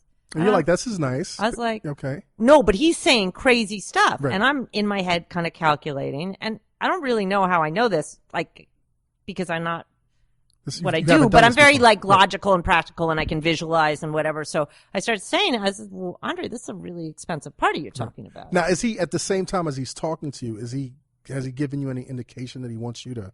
Yeah. Okay. He's calling me saying, I want to do this. Right. You can help me do this. Right. I don't know why or how he thought, but I guess because I had championed them all at Nell's and at the time, you had been at these successful places, at these hot places where everybody wanted to be in. Yes, but I think that I was also their only cool downtown girl they knew. Right, okay. Mm-hmm. And Dre was very clever. He could see ahead. Right. So he could see that, like, yeah, I'd been successful, but more that maybe I was the person who could access things, I think. Because if they'd gone anywhere at the time, now, of course, people would, kiss their ass to be there. But at the time, so I'm like, but Dre, this is, wide-eyed, like, this is going to cost. This is a really, this is like a $30,000 party. He's like, yeah, that's what I was figuring. We're going to spend $30,000. Now, $30,000 in 1989 on for a hip-hop rapper for a platinum party was like, whoa. Like $500,000. Yeah, crazy. Right. So, long story short, I started working. And you had a budget for $30,000. Yeah. And, you had the green light. I got the green light and I started putting this thing together. Were you close to going over budget or? No, I think I stayed within budget because don't forget that I knew everybody. Right. Where was the venue you used? At the time it was called Cafe Society. It then, evolved into a bunch of different places. Most recently it was called Crimson. It's the place on the corner of 21st and Broadway. Okay. That used to be bigger and now it's smaller and now it's closed. On the corner. Yes. Right on the corner. Yes. It's been 1,000 things. Yes. So you but at the time it was Cafe Society with the pink neon lights on the inside and everything. But that's almost the lesser part of the story. The bigger part was that I spent months working on this, putting this together. It wasn't like now when He gave you heads up. He gave me heads up, but it was like pulling teeth to get people at the record company to cooperate, to understand what we were doing. How so? To give me cooperate with what? I would be up there and like, okay, you need to invite all the editors of all the, rap publications that write about him. And this is MCA giving you. Right. Well, or this is me and Dre coming up with the idea of who do we need to invite to make this hot? What's important? Okay, Jessica, talk the people, the women in publicity. Well, the women in publicity were bitches. Right. And who the fuck are you? But they didn't want to give me any information. Right. They would do stuff like write names and use a black Sharpie and mark like the address off and say, well, we've mailed the invite. And so I couldn't have any, they didn't want me to build lists or anything. Internet, so it was way all before. Brick and mortar and you had to so wait just for the it. whole process of designing the invite, of coming up with the copy of it, deciding who was DJing, like everything, like, and during that process of me going up to the label 2 or 3 times a week is how history was made. I got a phone call one day, and so I'd been working on this now for a couple of weeks, and I knew Hev and I knew the boys and like everybody. I was cool with everybody on the Uptown side. It was the MCA side that was horrible, but this is when Uptown was still inside MCA. It was 755 Broadway. They had not separated yet. And was Uptown still in Brooklyn, or had they moved to, they had offices at MCA. Okay, right. And so one day I get this phone call and I'm like, hello. And I literally can't understand what the person's saying on the other line. It boils down to, this is Tuffy, Andre Harrell's new intern. And he's asked me to call you. Mumbling. He's mumbling. I think his name's Tuffy. Right. And he's asked me to call you and see if I can help you with anything or run any errands. I'm here X days a week. I was like, yeah, okay, whatever. Hung up the phone. Take that. I go up to the offices again for whatever, and then it's like this guy's tapping on me, like, what? And he's like, excuse me. He's like, it's such an honor to meet you. I've heard so much about you. So humble, so nice, so humble, right? So humble. Can I do anything for you? Whatever. I was like, listen, Tuffy, I don't need any help right now. I'm good. I got this. This went on. I think I called him like Tuffy for at least 2 weeks. And he didn't correct you at all. Well, he might have, but I still couldn't have understood him. Right, because he mumbled. But even then, he was the magic master manipulator. I don't know how. Somewhere between 2 and 4 weeks down the line, the intern was now my buddy and had convinced me to throw a downtown party with him. As you're planning. As I'm planning Heavy D's Platinum Party, and he's talking me into throwing a party. And what is he telling you? I can't remember. I don't know. He's like, Voodoo. Yes, voodoo. Puff Voodoo. Puff voodoo. You gotta understand, he was still at Howard. He'd never thrown a party in New York. I had thrown parties for years. Right. Like, at this point, I'm probably like, I don't know, like 20 something. Whatever. Right? Whatever. But the point is, my first beautiful. downtown parties had, thank you. My first downtown parties had been like when I was 17 before I even, so I'd done all kinds of stuff. Plus I'd worked at Nell's. Plus why? Who's this unknown dude? I don't know. The next thing I know, I could show you the invitations. It's like, did he put something in your fucking drink? Dude, we did a dinner. I mean, we did the craziest shit. Right. And we were off and running, throwing parties What together. was his swag like back then? Well, he was really funny looking. But he was so excited for it, and he was so driven, and so it made him. The energy made it charismatic. You nailed it on the head, because I remember back in those days. And his lip. When I started working in the industry, I didn't know who Puffy was. Nobody really knew who Puffy was, but one or two people were like, "Yo, Puffy told me." And I was like, what a stupid fucking name. Puffy this and who the fuck is, it became annoying hearing about this Puffy until you started seeing him. He was relentless. Right. If he wanted something or wanted to know about something, I mean, his hunger, his drive, he was relentless. Right. And I used to bring him down. I was his downtown connect. He'd be like, yo, he'd call me, yo, take me downtown. I want to see that downtown freaky shit, the clubs, the cool shit. I'd be like, you got to fix your sunglass game. Your sunglasses are cheap. Got to fix your teeth game, dude. You fix your jaw game at the time. It was like, the lip was hanging out and stuff. But he had something. But people were always like, who is this guy? Why are you bringing him around? We would bring him like to crazy, to the type of thing, to the paydays and the $100,000 and Milky Way and like all this kind of stuff. He wanted to see everything. He had such a hunger for everything. Right. He was so excited for everything. And he had access. And he thought that he could learn from me. Right. He used to ask me a million questions about anything. Because to Andre and Puffy and those guys and even Russell at the time, I was the one, I knew about that downtown shit. It was a different I world. knew about that art shit. I knew about Europe. I'd been to Ibiza already. Right. I went to Ibiza when I was 17. I went to Paris, so they were like, they just loved sucking information from me, but I loved hanging out with them because I didn't like the stupid rich white people that were hanging out uptown. That shit was so tired and at the the time. downtown artsy people, it was all mixed up. So I'm simplifying, but you get my point. So did you throw Daddy's house before you threw the Heavy D party, or no? Daddy's house, the first Daddy's house was 1990. I only know my dates because I have all my invites archived in them. Okay. Nice. So nice. So let's get back to Heavy D. But Puff and I did do some downtown parties. Right. We did a party at Nell's with Dougie Fresh, and we did something else. Then came Heavy's party. Heavy's party was in November of 1989. Right. And it was a success. Unbelievable. Crazy. It was mind-boggling, really. So in a sense, hip hop had arrived in the downtown scene. In terms of like had arrived downtown, but now it was industry. Here. The industry was here. Now I would say to downtown business, hip hop had arrived because all of a sudden we came with a bank book, right? Saying we're going to spend money on. So it was party. respected. Yes. Well, also now let me tell you about the time that you're also talking about. Latin Quarter is shuttered at this time. Union Square is shuttered at this time. So hip hop really doesn't have a home. They don't have access. Yeah, they don't have a home now. So it's scattered. I mean, there was a place called the Uptown Garage. I don't know if Puffy ever took you there. On 126th Street in a funky, but hip hop didn't have any place to be. It didn't have a home. It didn't have a home. It couldn't get into a building. It didn't have any place. And from my perspective, it's like I didn't want to hang out anywhere. Right. I wanted to hang out where I felt no other motherfucker that knew me knew about this spot. Well, that was a lot of, I think, the downtown mentality of parties and cool stuff. Like, it was secret. We protected our information. You didn't, like, now, in this day and age with everything from Instagram and the internet and Twitter and all that, it's so transparent. Everything's transparent. There's no filter. There's no protection. Nothing's sacred. Right. Nothing's sacred.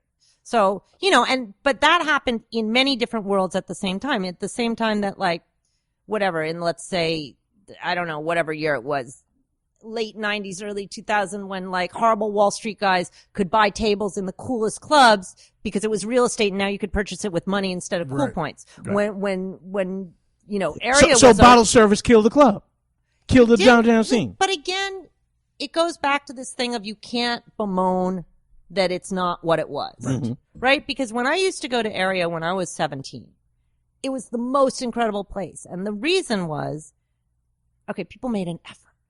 People don't make an effort anymore. People don't care. expect.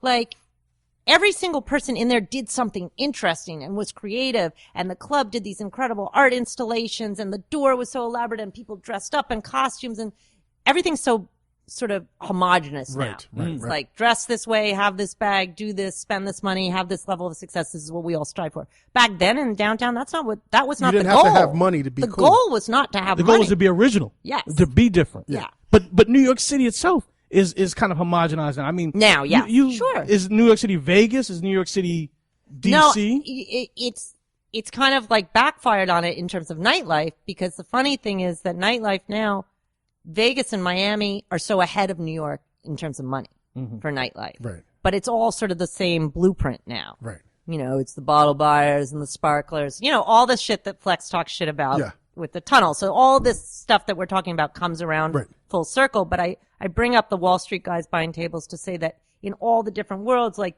the hip hop people can say, oh, it's not like it used to be. But guess what? There's 7 other scenes, and people who are still around, if they were around back then, they also can say it's not like it used to be. Exactly. Because there were all these different worlds and clubs and scenes that existed that no longer exist. Right. And they were sort of parallel. And the interesting thing, and part of it I like. I like, you know, any art form that's underground, that it wants to achieve success. When it achieves success, inevitably will be accused of selling out. Of course.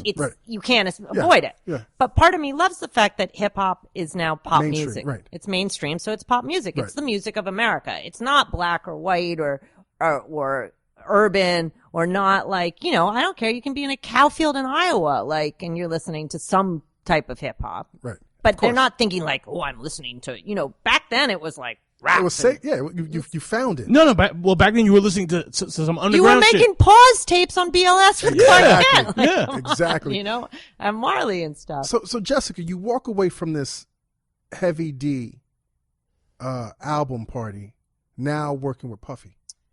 Yes? Not working with, having a relationship. Having a with. relationship. We were definitely friends. Right. And he was definitely working me. Right. And I didn't even realize it. And I didn't care, because I was doing my thing. And I realized that the parties with the budget and whatever was a real business. Right. And I would continue to get hired. And I did. And labels started calling you and hiring. Nonstop. You named the legendary rapper.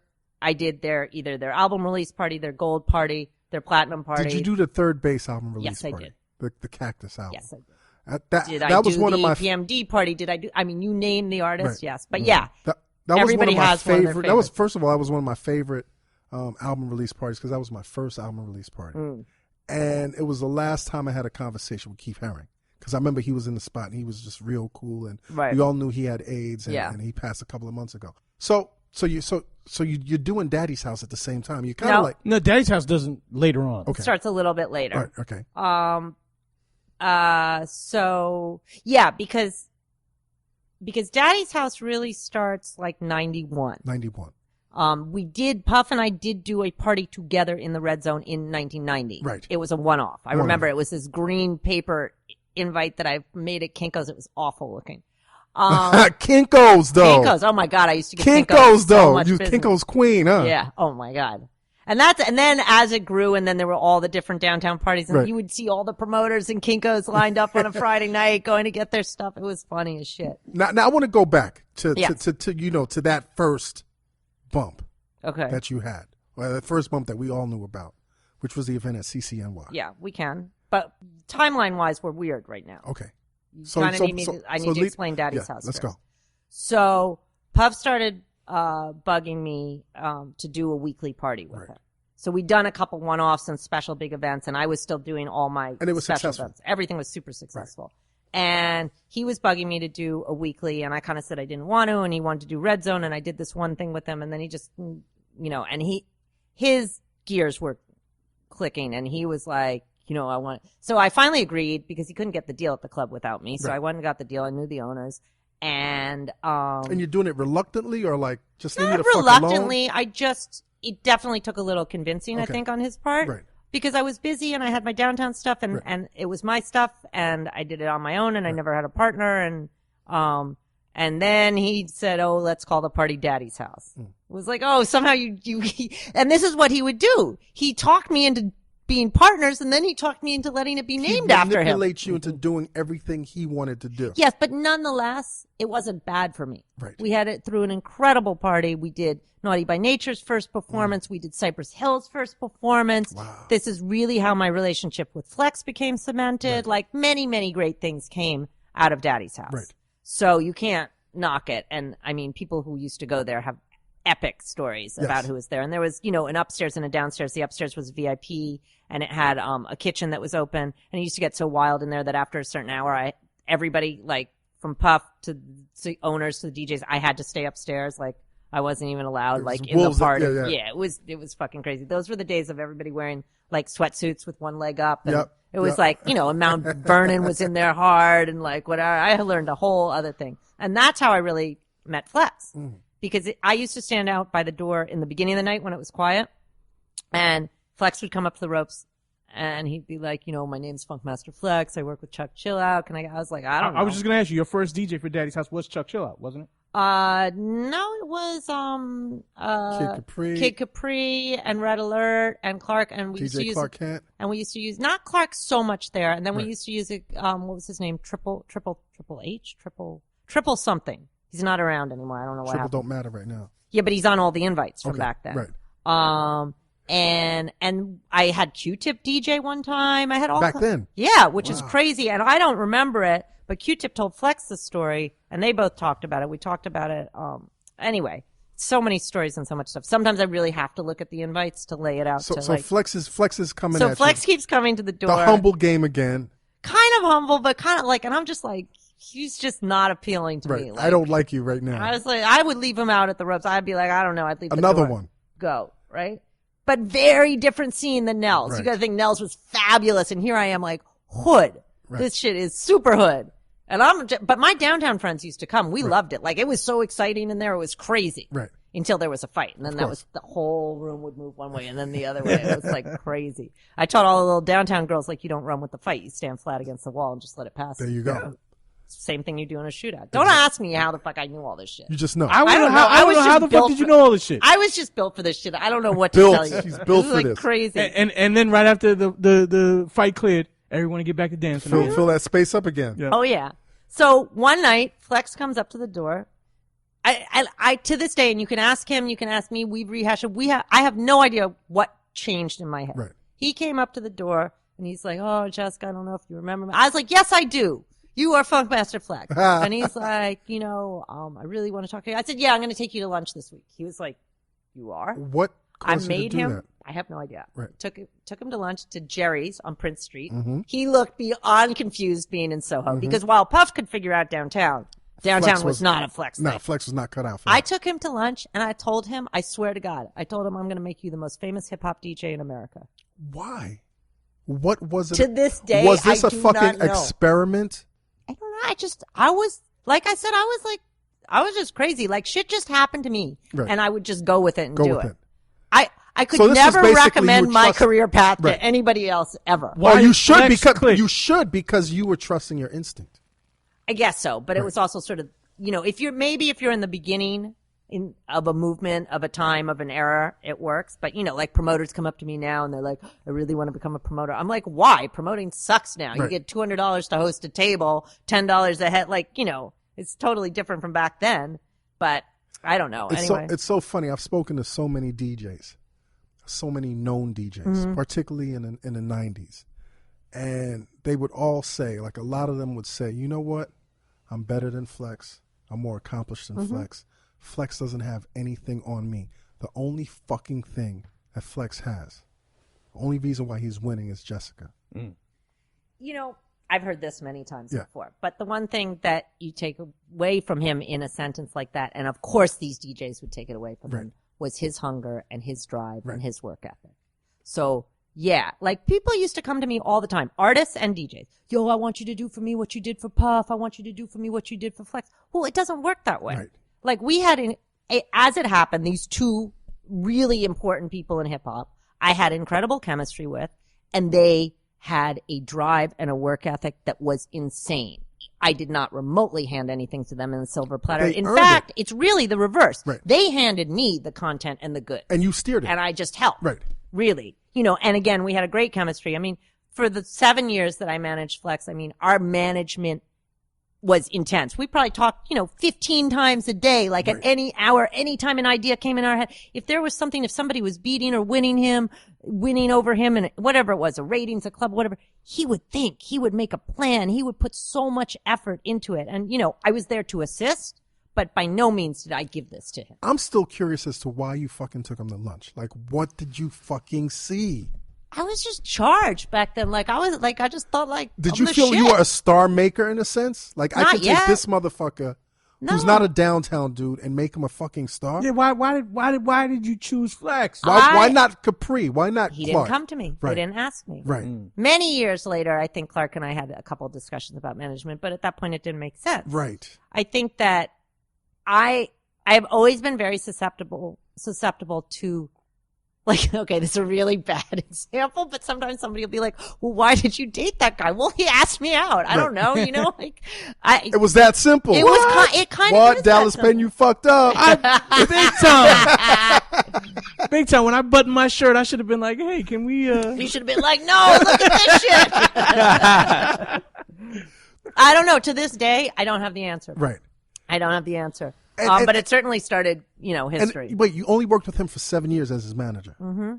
And you, name some of the accomplishments you did. Because you guys broke through so many walls. I mean, one of the things, obviously, there's so many club stories Right. and then travel and international stuff, but really doing the deal with Loud and doing the mixtapes. They Right. were the first commercial license cleared mixtapes. I mean, you look at all the first, I'm executive producer. Right. On them. I think that was really big because it opened the doors for things like, all these years later, Khaled and his success and all these other DJs and their stuff. And, because there was the street game and you had people like Clue and stuff and doing the, and K Slay or whoever did all the mixtapes and getting the records first. Right. But what we did by making it commercial and palatable and legal Accessible. was a whole different thing. Right. And not at the time he was a terrible producer, but he still had some tracks on there he produced. And then we had music from other people. It was the blueprint for what's now done. That's incredible. Right. And all the while. And now, when Khaled does it, it's phenomenal. Right. It's phenomenal artists and records and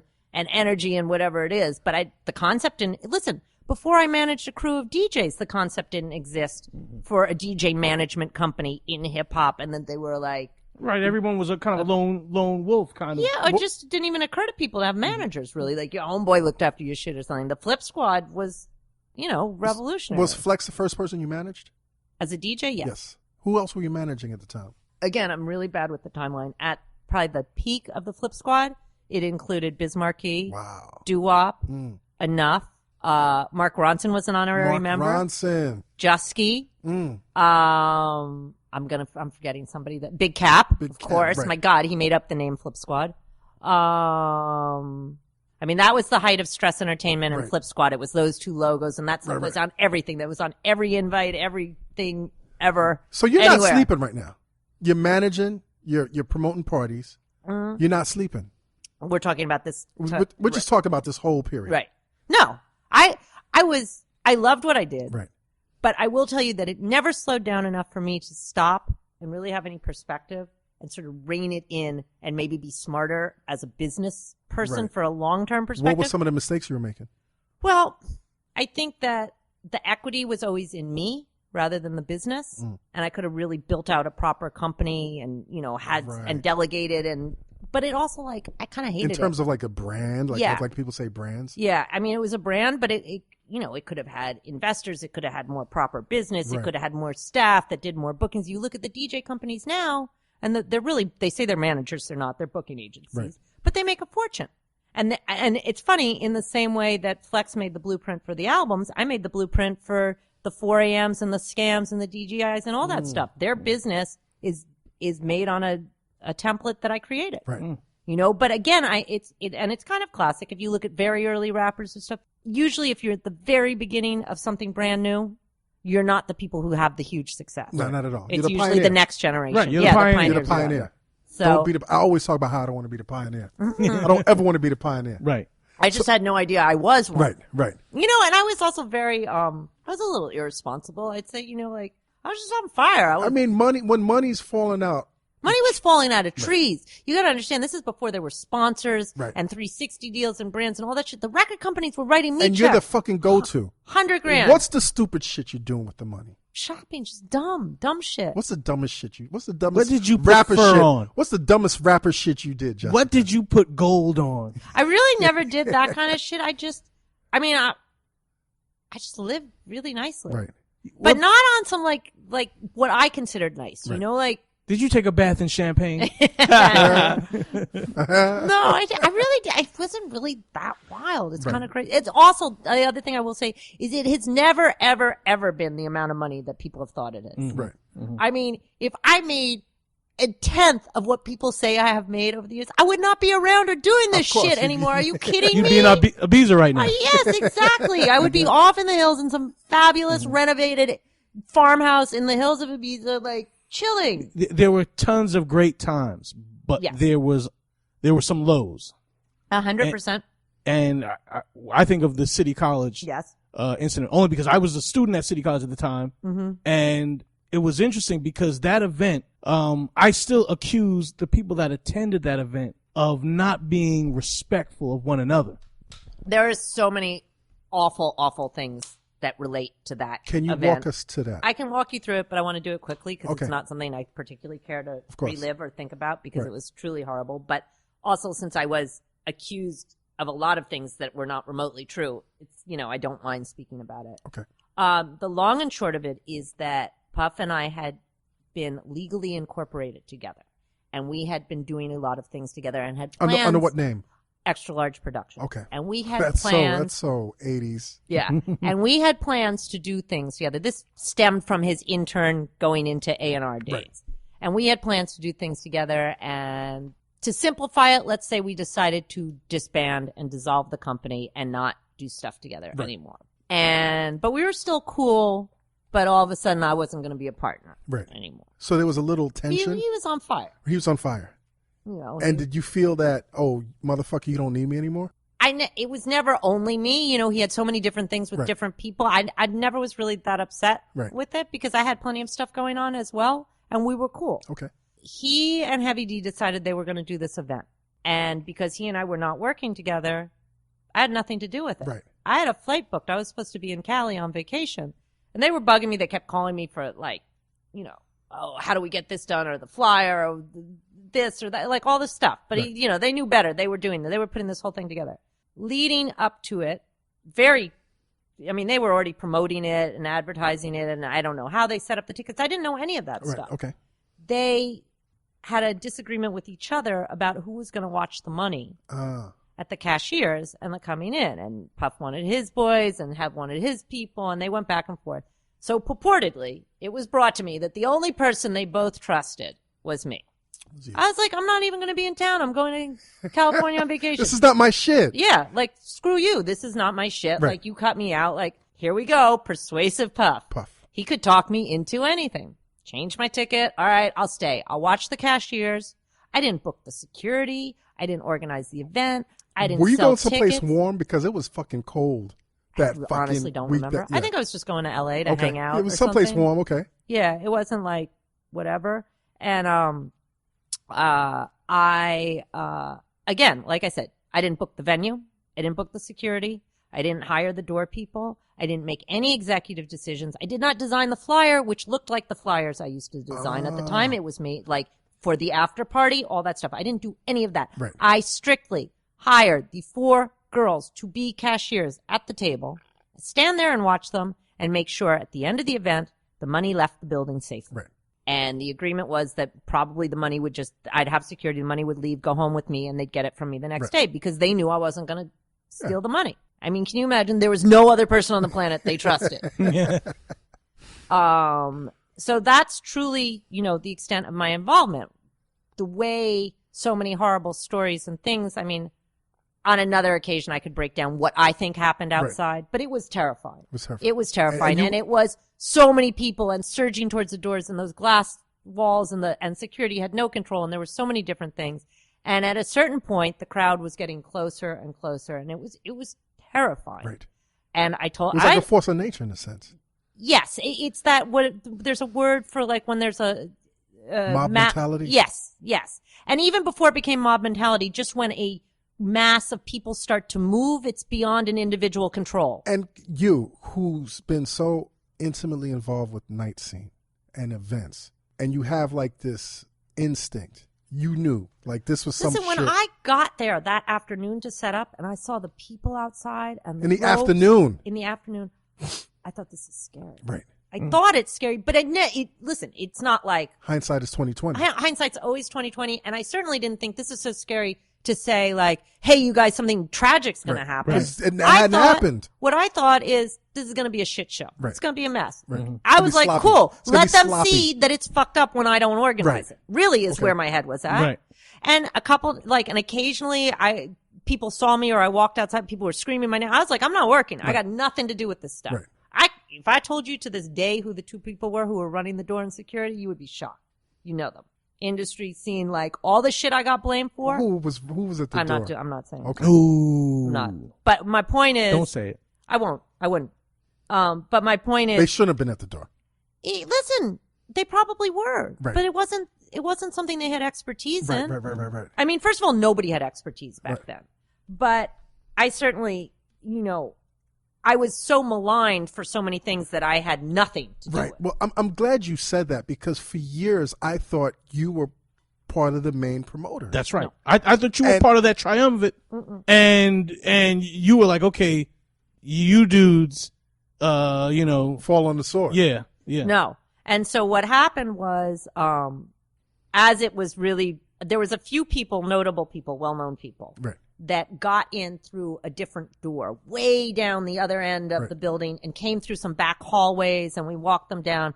And I remember one of them cursing me out about how she had to wait and this and that. And I was like, yo, this shit is not about you. I remember this distinctly. I was on the stairs going down, and she was screaming at me and about how she had to wait and how fucked up. I was like, one, I got nothing to do with the door. I was like, dude, do you not see what the fuck is going on out there? Like, are you crazy? This is not about you. Like, people's ego is unbelievable. Especially in the nightlife. So at this point, I felt uncomfortable for my girls who were the cashiers. Right. I went up to the top. I said, pack up your cash. We have those like little boxes that you little carry. metal boxes. I said, pack up the boxes. I'm taking you guys down into the gym. Right. This is of the famous, I walked down the stairs and closed the doors story. So I walked the girls down the stairs. Now I can't promise you I know the exact timing of this, but it's around the same time that the front door got bum rushed. Right. So I moved them. We're running in. Of course, whoever's at the bottom of the stairs shut the doors. Right. Everybody, it was natural that the doors were shut. It wasn't us. It wasn't the girls. It wasn't me. I remember me and Puff being on the other side. Like, the doors were shut because the doors were always shut. We opened them to walk into the thing. The doors shut again. Yeah, it's fucking physics. I didn't see any of What was going on? No, I was in the gym locker room with the girls, watching the money. Right. That's where I was. Knowing that the shit was at this point, a powder keg, but not knowing the extent. I think at this point, no idea of the extent of this. Right. I think at this point we knew the doors had been bum rushed and people were running in, and you could hear noise, and it was scary. And I just stayed in there with them, and we stayed. We did not leave that locker room till the shit was over. And then it was horrible. And it's crazy. And I don't remember a lot of the specifics. I know I saw some people lying there. I remember when Dougie was on the mic. I mean, it's awful. It's absolutely awful. And no real grasp of what had really happened. Except at this point now, at this point, I really had the cash and I really had to get the fuck out of there. Yeah. And that's, I mean, it was insane. I eventually ended up having to go testify to the district attorney. Which is like, what the fuck am I doing here? All kinds of stuff. Right. Well, I understand that they needed to know everybody who was involved, their side of the story. What wasn't cool was, a certain person who went on the radio and said that it was my event and I had over promoted and, done all this stuff and I had closed the doors and, all that stuff. What did you walk away with from that experience? I was traumatized for like a year. I mean, first I was harassed by reporters and whatever. I had no work. Nobody would hire me. I several times had girls try and beat me up or jump me. Really? Yeah. If I hung out, yeah. Related to the victims of the In one case, somebody, it was like their best friend or their sister, and they blamed me. And all this came from this person going on the radio and saying this. Right. I mean, you had two very high-profile women who both publicly accused me of doing this. So while you're going through this shit, are you like never fucking again? No, I was lost for a little bit. Like, you know, because I felt, particularly with the downtown stuff and the parties, like, you know, and downtown hip hop was all with like, that was my shit. Like, why was I going to walk away from what I knew? But I had no money. I had no fucking money. I remember Puff was one of the only people who, maybe lasted about a year that people really weren't fucking with me. Right. And he stood by me. And I will always give him credit for that. And people used to say to him, well, why the fuck are you fucking with her? Why you? And then this was around the time period that stuff started to feel very weird, like Black and White, and a lot of commentary about it and stuff. And I always remember, like, people would say to him, like, you know, why you always hire that white girl? And he's like, 'cause she's the best of the job. It's not like this or that. And there was a handful of people that just stuck by me. Right. You know, eventually it passed, but I don't think anybody ever really understood the real story. Right. And, you know, I also think that I think I know this, that the press and the way they spoke about the overselling of the tickets and all this stuff that they didn't really do that. I don't think that they pre-sold or oversold that many tickets. I think the real issue was the crowd. Yes. And the was promotion. so thirsty to get in the fucking place. But nobody ever thought 4,000 people are showing up. Right. It was not imaginable prior to this. Right. I don't think that they knew how hot or exciting or the thing. I mean, everything was so new. It was so exciting. Right. Puff Daddy and Heavy D having celebrities, all the celebrities. It was so exciting. And this was when stuff had started to reach. It was far reaching. I'm going to say also the timing. The timing, everyone was home from school. College kids, high school It was kids. a convergence. It was Thanksgiving weekend, right? No, Christmas. December. December 28th. Christmas. Wow. Christmas. So everyone's home. It just was a perfect mix for people to be, one, thirsty. And again, like I say, the worst thing was that people did not care about each other. No, they didn't. And, you know, I hate to say it, but yo, you niggas. Anyway, it was awful. Hopefully, you know, there was some decent things about, you know, crowd control. And just listen, even that building, I remember even when I got there, the way the doors went at the top, never mind nothing was built. It wasn't designed right. And considering it was a large scale gymnasium to hold a lot of people, it was stupid just even as a school thing. Well, the crazy thing was it was never designed to be administered in that manner. Of course not. But. So, and really the way the doors flow also is leading from the gym, they open outward. Right. And up the stairs. Yeah. And they're opening out to get out of the building. So as people are pressing to come in. They piled up on the stairs. It was awful. It was horrible. Anyway. Not to make light of it, but it shouldn't be the only thing we should. But you survived and you got back on the scene. Yes. Let's get to the tunnel. Okay. Oh, you skipped me to the building. Powerhouse. I know, but we can't do every single club. We're going to be here till It's next week. 10:44 right now, man. I loved the building. But I guess what this means is this was part one. This is part one. We're nowhere near up to even why I'm doing the tunnel now in 2014. Let's get to the tunnel, though. Let's get to Mecca. Okay. You started doing Mecca. So I went on my trip to Cali finally. Right. And I was driving around and I was thinking, this is maybe whatever amount of time later. And I was thinking, I got to do a new party. I got to come back. And it just popped into my head that the party should be called Mecca. Right. I don't know why. I just decided the party should be called Mecca. You know, it was like a hot word then. And it was, but the clothing company didn't exist yet. Tony like Shellman. all that stuff. That followed me. I always say they stole it from me. We always joke like who owes who a check, whatever. So first, Jessica, you smell so good right now. Don't you smell, Jessica? Right. But Internet. I wish I could get this smell transmitted through your headphones right now. But it's so What are you embarrassing. If I tell wearing? you what I'm wearing, it's so you're gonna have What a are you field wearing? day. Tom Ford. Tom Ford. Tom Ford. That's what it smells like. Go ahead. High black leather boots too, Internet. So we decided. So I decided I'd do this new party called Mecca. I looked for a space. I found the Supper Club. Beautiful place. Amazing. Midtown. Midtown. but it was about the room. Right. You know, first Mecca party was in 1992, November of 92. For some reason, all my parties start in November. I have the invite. It's amazing. The original so the reason I created Mecca, so at this point I hadn't been throwing a lot of parties since all that other stuff, and I had been very consumed with managing Flex. Right. And at the time, he played Uptown. And he had a mostly Spanish audience, and he played, what was the club? Club 2000. Club 2000! Right. Yo, hold on. You know, this is a chapter in history that's basically, like, forgotten only because it was just, like, one or two pages. Yeah. But Club 2000, what was that, on Broadway? At Broadway 100? 96? I never even No, went. not 96. No, it was more Uptown like than that. Broadway, I went like once. 145th. 38th, 100, 48th. yeah. No, something.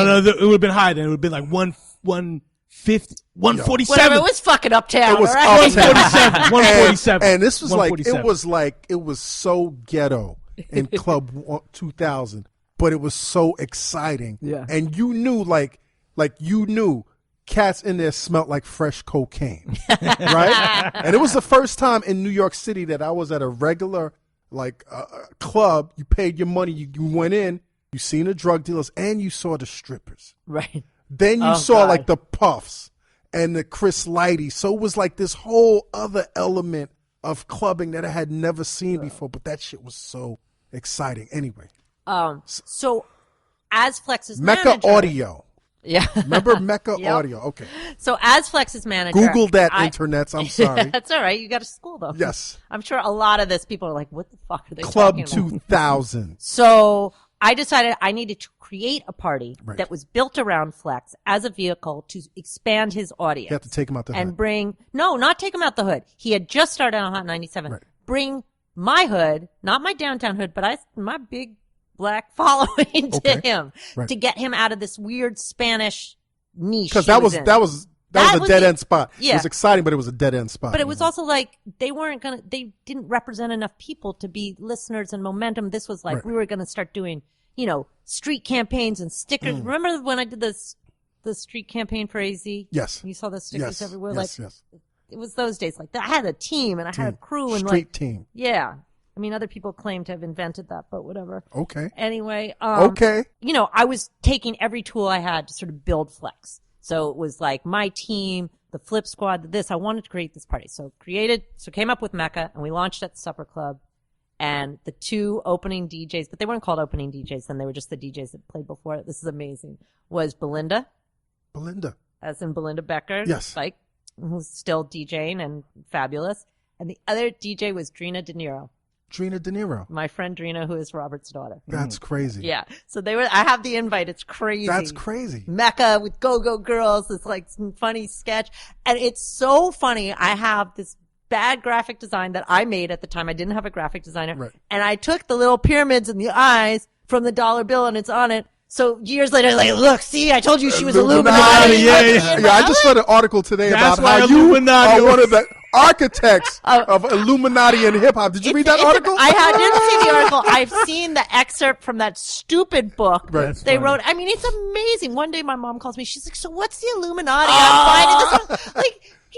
People are so insane. So anyway, I you really- got the Illuminati symbolism. Yeah, on now your- that I think about it, I can't wait to show you the invite. My Illuminati invite. I'll tell you, Carmen, it was funny when you said that you were going to have her on as a guest. I did some research and I put your name in Google, and the first thing that came up was Illuminati. No. I Google myself all the time. That does not come up like first. one of the It first says your entries- name in I- Illuminati. So That's anyway, fantastic. so anyway, you launched this first. So I launched this party. It was awesome. Right. It was a little bit of everything. It Right. was downtown. It was uptown. It definitely had a lot of sort of like, because I was still cool with all them. And, so they were all in there, all the uptown people and the Right. Puff energy and that kind of, they all supported me. And then just like hip hop, like masses and And it was artists. still relatively an innocent time. It definitely was. Yeah.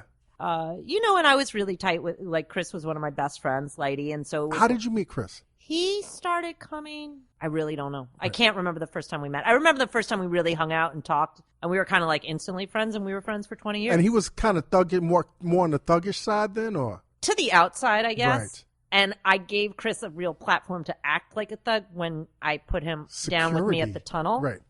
But this was still before the tunnel. Right. To the outside, yeah, because of violators Right. and all that stuff, Chris was tough. But, ironic thing is that his famous scar on his face is from one of my parties, and then the tunnel was the thing that gave him his hardcore like front. Right. As my friend, he was never a thug. Okay. You know, I mean, and we really were best friends for almost 20 years. Okay. So I had all different areas and groups of people and friends and worlds that I knew. So they were all coming and supporting me, and that was what was making the party really cool and fun and energetic. And of course, it was this amazing platform for flex. Right. And again, yeah, there were 10 better DJs, but nobody studied the crowd harder or figured out what was the way that would work. Like, it was like a scientific plan. I understand people think that way now, like, oh, you got to build the energy and do this so you can sell the bottles and then these records. Back then, people didn't think like that. But flex was. Well, my rule with any DJ I worked with then and now is you have to play for the people, not yourself. Right. I don't care if it's 5 people, 50 people, 500 people, 5,000 people. You have If to play I for the see you people. looking down at the set and not watching the crowd, You're not. you are not doing your job. Right. And what happened with a lot of DJs that I used at Red Zone for Daddy's House that were the shit, their egos got so big that they started playing for themselves. And they're like, how Stop the fuck watching. are you going to tell me what to play? It's like, because you're still working for me. Right. But they thought they were the stars. Right. Now, don't get me wrong. Flex got a gigantic ego. Right. But he wants to win. So there's a funny part of him that is equal parts ego and humility, like, cause he knows he's not the best DJ. Right. So, but in a certain way, he is the best DJ. Because he's Because going he to work knows his it. ass off. And he knows it. Right. And he's won for 25 years. Yeah. Like, nobody's beaten him. So Right. how do you say he's not the best DJ? Right. Of course. And then it always sounds like, sour chips from the other people, like, how are you going to talk shit about? Worry about your own lane. Right. That was the best thing Chris taught me 2 great things. He always said, stay in your lane and worry about your lane. When you start worrying about what everybody else is doing in the other lanes. You know what? That's great advice, man. And the other thing he taught me is anything over $1,000 is real money. I like so, that. like, it's $900. Yeah, you can keep it. You don't that's- owe it to me. $1,000, give me my money back. So you're at the supper club. It's a Yeah. success. It's a success. But again, this is still in the time period where no hip hop party really lasted that long. There was always a fight, or the management would get freaked out, or whatever. Like, now people have fights. So what? Of course, fix it, handle it, keep it moving. Nobody wants to lose the business. This was still when, like, you never even knew if you were getting your money that the club owed you, so you better keep your dorm money. Like, shit, it was crazy. It was dicey. Yeah, and we had. And it was New York City. It was And it I was I had dicey in New York interns City. stuffing envelopes in an office. We were taking a clipboard around, writing down people's addresses. Well, why did you choose Supper Club? Because I during the time that was kind of a hot spot too. Soul Kitchen had a little run inside there. Soul Kitchen was So downtown. always downtown. Soul Kitchen had done a run in Supper Nah, Club that on never met- nah. 47th Street. Nah, it was at Jimmy's Barbecue, then it was at Wetlands, and then it was at SOB's. Wetlands, it was on. But it was never in It was Midtown. on And not in this time. 13th Street and 4th Avenue. I mean, it was downtown. But it was never Midtown. If it was, it wasn't Soul Kitchen. Felt like I did a Soul Nah. Kitchen. No. Nah. You were smoking that water. You at smoking that that time. water. You was a waterhead. I did somebody's party at Supper Club. So anyway, and- supper club. okay. No, and before I got it, there wasn't nobody had really accessed it for hip hop or parties like that. Maybe I did your party then. In Anything's possible. Okay. But here's the thing. The reason there was a point, maybe it was after CCNY, there was another point in time when I was stuck, when I didn't have money. Same as when I became a receptionist at Egg, where I couldn't really let people know I was working. I worked at Supper Club Okay. when they were the Supper Club Right. as a hostess, Right. like as a side job, because it was never, it was like Latin and grown up and like It was buttoned up. It was real Yeah. clean. And that's as like a side job where nobody would see that that's what I was doing because I Right. needed to make money. And that's and how you I knew. needed to heal and lick your wounds and the whole nine. Right. Yeah, I think that's all around that time period. And that's when I met a dear friend of mine, Lee Friedman, who is not with us any longer, but he was the manager, the head matron, whatever. And he was, yes, and this is exactly it. And I was licking my wounds, and he was really my friend that helped me sort of heal and put my shit Nurturing you and together. the whole Yeah, nine, and right. feel good about myself. And he was the one who said, I will get you a deal here and you can throw a party here. And I knew Lee, I remembered him from back in the day when I first did the door at Nell's. He used to come there, and he was this very flamboyant, fabulous gay guy who wore like high fashion that I was like, he'd wear like a Goche coat I was dying for. And he had a really cool restaurant on Barrow Street. And that was from way back. And then all these years later, I end up there for a job interview, and there he is. And he says, you will have this job, and Nice. I will, and we became friends. And Nice. Shout and he out to helped Lee. me. And that's how I ended up with Supper Club. Damn, that work you did at Nell's door Yeah. just kept. It kept giving. Kept Yup. you straight. Most of the time, yeah. So there was Mecca, and Mecca started. And although how on earth I was working there as a hostess and managing Flex, I don't know. I can't Right. really, again, somebody else has to put the timeline together for me. I don't know. So started Mecca, and it was a big success. And eventually I had to find a new location. I moved it a bunch of times. It moved to the Grand, it moved to Arena, it moved back to the Grand. And did you like moving, or were you looking for a permanent home?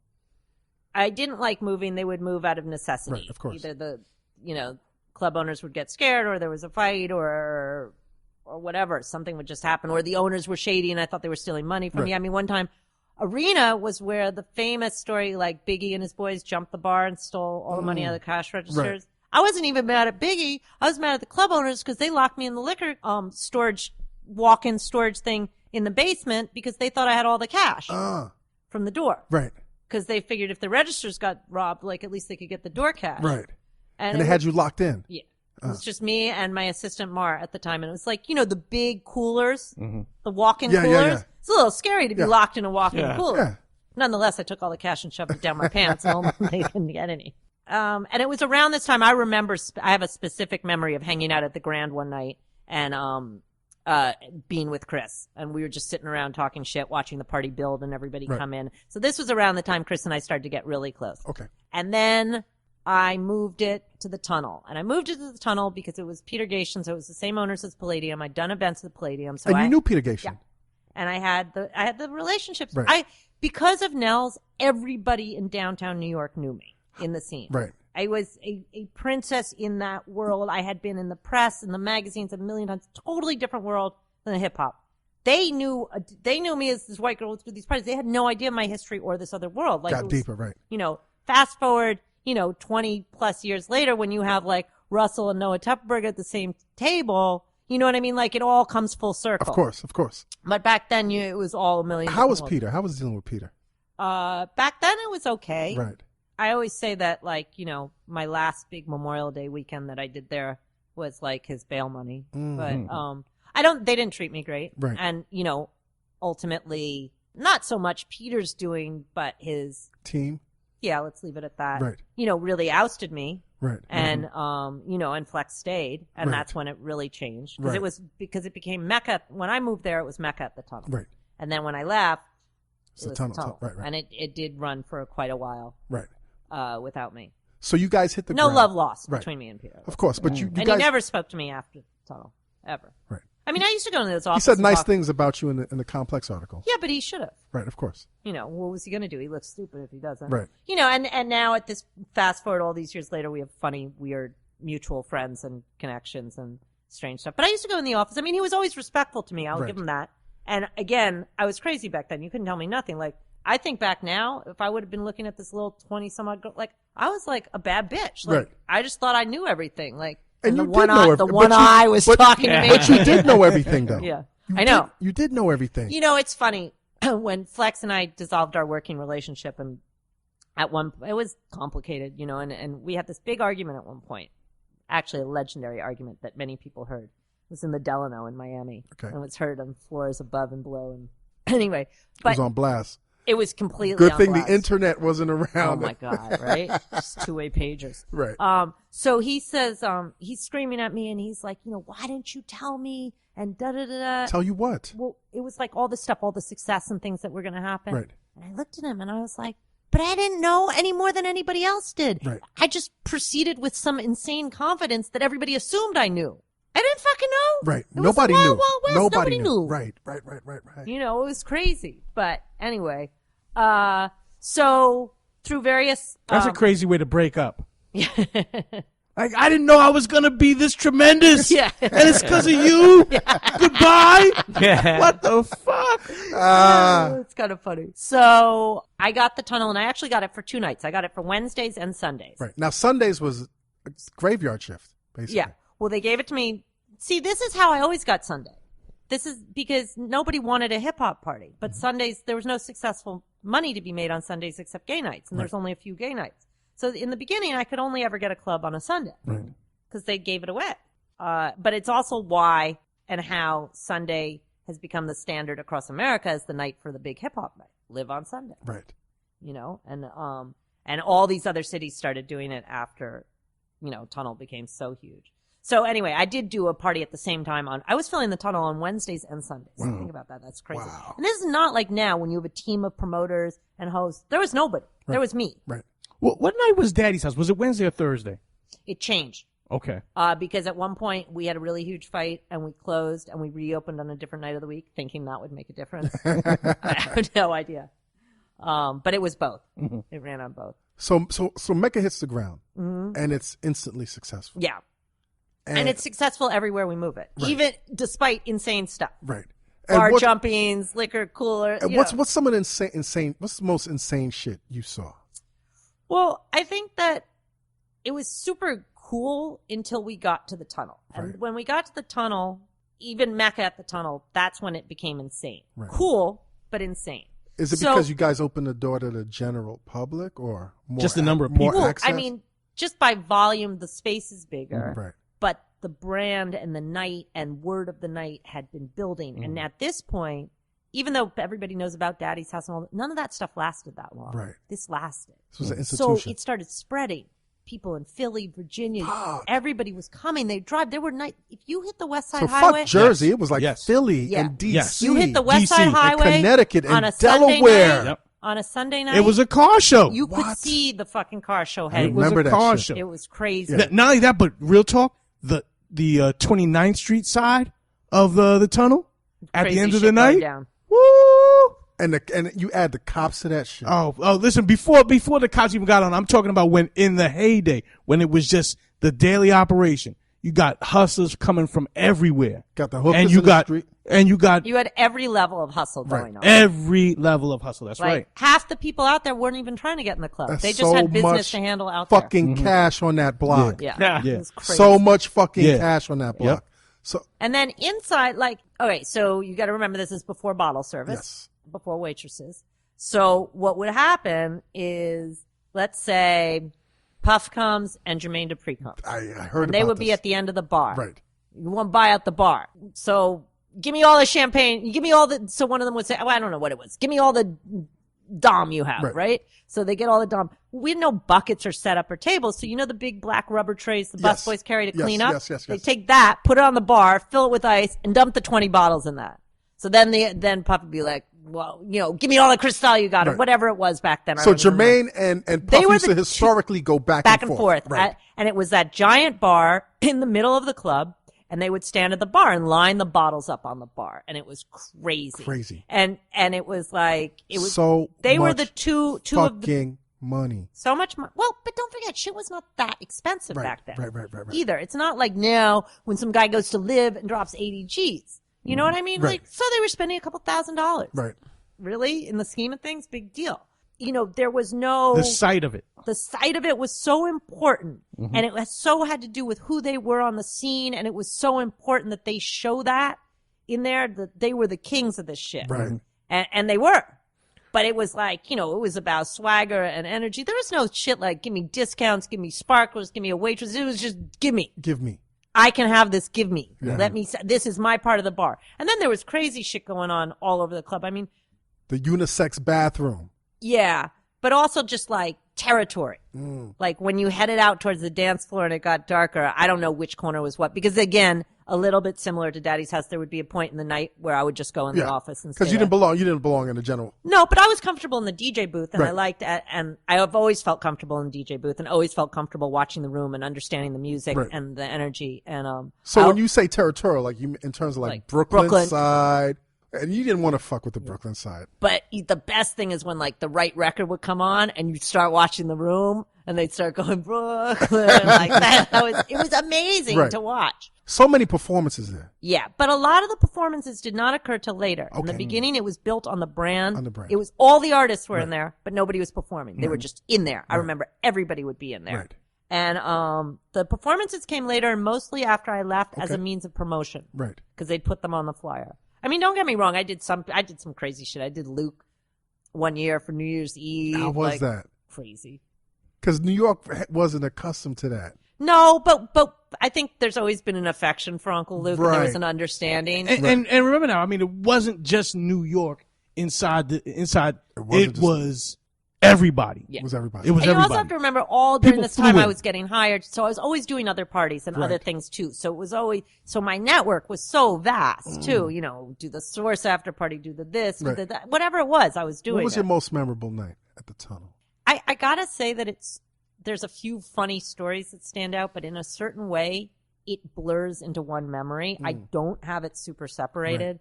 I remember one night, out by the door, I was yelling at these guys to pay, and I didn't know who they were, right? And they turn around to their boss, and there I see, you know who? Big D. Yes. I feel like, so he's in his giant fur coat, and he's Big big, D, right. right? And they're all like, how the fuck we gotta pay? But the drug dealers loved me because they appreciated my hustle. Right. So he told all his soldiers or whatever they were, I don't know, Fucking pay. he was like, pay Jessica her money. Yeah. I was like, all right. Then I never had another problem again with them at the door. I always say back in the 90s, my best clients were the drug dealers. Because they didn't fucking try to fucking bargain Discount, you down. yeah. They kept their word. You had to keep your word, and you got paid. Cash. Yep. It's the greatest shit ever. That was funny. And I always had fun with Flex, and I always had fun because I'd be like, this is a record you got to play tonight. He'd be like, I don't know. And I'd have one record that I knew was going to rip in the room. Right. And he was always so skeptical. And then he played. Like what record? There was What record did you break, Jessica? Oh God, I'm gonna get it wrong. Can we save it for part 2? I have to Okay. remember what record. Okay. But I'll remember it playing. He'd be like, you're right, shit. And we'd watch the room and watch ripping. And I remember, Riz had brought me Cypher originally. And so, Cypher was on our show, and he said you gave him his real first big break. yeah. And I remember Flex used to be so funny. He'd be like, who the fuck is this? Get them out of the fucking What did DJ you see booth. about Cypher? It was really Riz Right. that I trusted Riz. Right. And Riz saw something in Cypher. Right. And then I saw Cypher got it. There was a hierarchy, but there was rules and there was stuff. And it was like, And he there got were the so many rules. people around sweating. Right. Right. So it's like the last thing I want is to put an opener on who's going to get in my way or give me any kind of headache or bug flex or whatever, because we're all dealing with 100 other things. It's not that we think we're so important, but it's like You're working. anybody You're fucking who can working. help your process Right. as opposed to hinder it. Like, that's why I never. If Cypher got it, he could get out of the way. He could get it done and then get out of the Yeah, way. and not for nothing. Doing a hot opening set is hard Mm-hmm. because you can't play any hits. You can't play. Because as Cypher explained, Flex had the monopoly on the hits. Of course. But as should any headliner. Right. And this is something I hate even now. Like, I use very specific openers, and these are guys who can handle headlining. But the thing is, being a great opener is a real skill. You cannot play hits. You cannot grab, The easy don't records. crash records. Right. Like, there's certain rules. And it's like, I hate all these fucking iPod DJs now, and you come in and, it's 10:30 and they're playing, whatever, Rick Ross. It's like, what are you doing? Or YG. Like, really? No, that's not what you're playing You now. set it up, right? Yeah. But they would kill it. I mean, the music was so good, then you'd be hearing like Total. It's a Right. perfect example. And in the beginning of the night, all the girls were comfortable. So Right. the girls were parading in, and it was like a show. They were like doing the laps, walking around.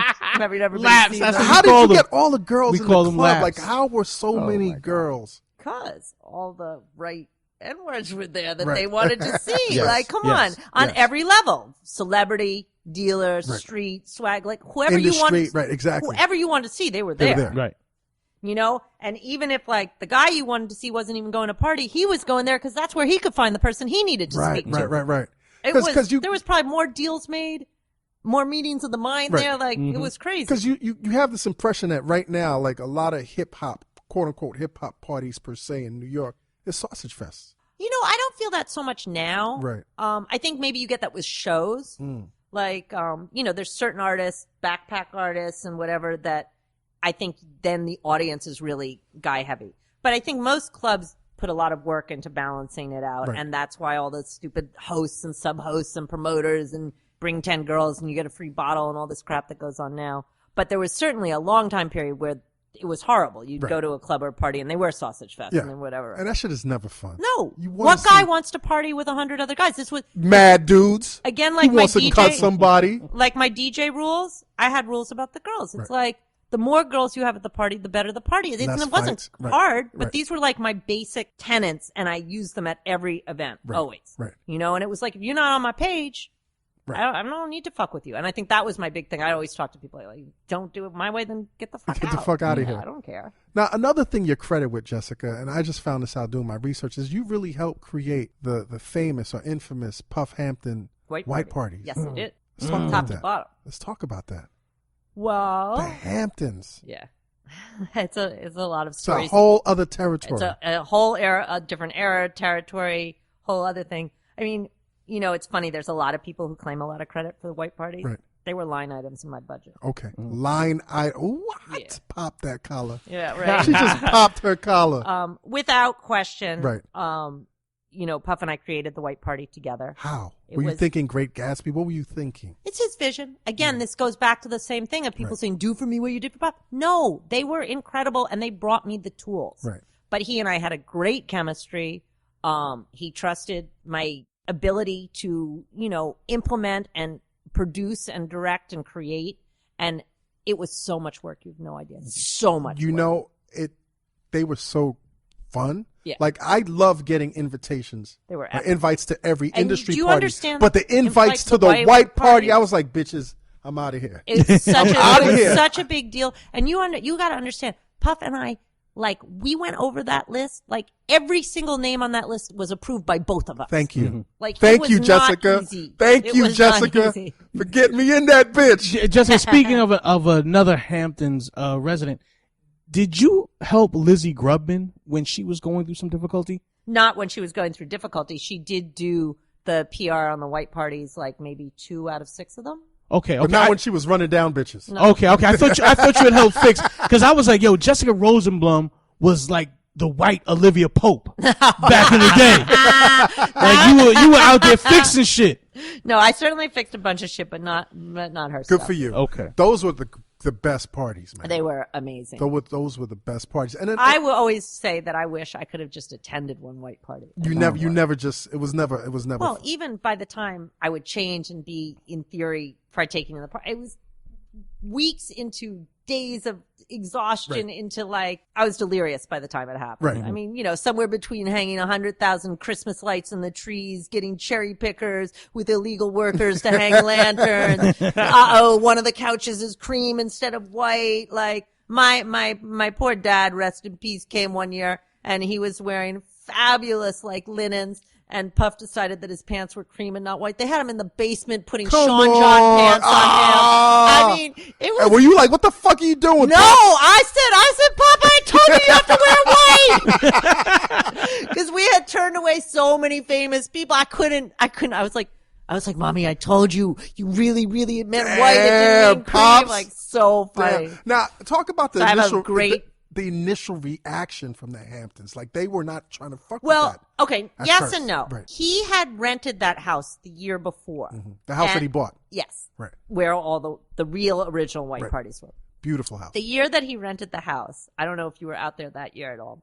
That house looked fucking crazy. It looked like the Mondrian Hotel used to in LA with all the color blocks and right. patches. Yeah. It looked like a shit show. No, I saw it when it was more muted. Yeah. That's when we redid it, and Right. it was fabulous. It was all whites and creams Yeah. and insanely beautiful Italian modern furniture inside, all of which, by the way, I did all the furniture inside the house. Right. In I my got a funny secret story. I got a funny story to alternate tell you about interior that. design career, but anyway, that's another story. Right. So, the year that it looked crazy and he rented it, it was still like kind of brand new, like, yo, let's fuck with the Hamptons. That's what the rich people do, like kind of thing. And we were on the wrong side of the highway and all this shit.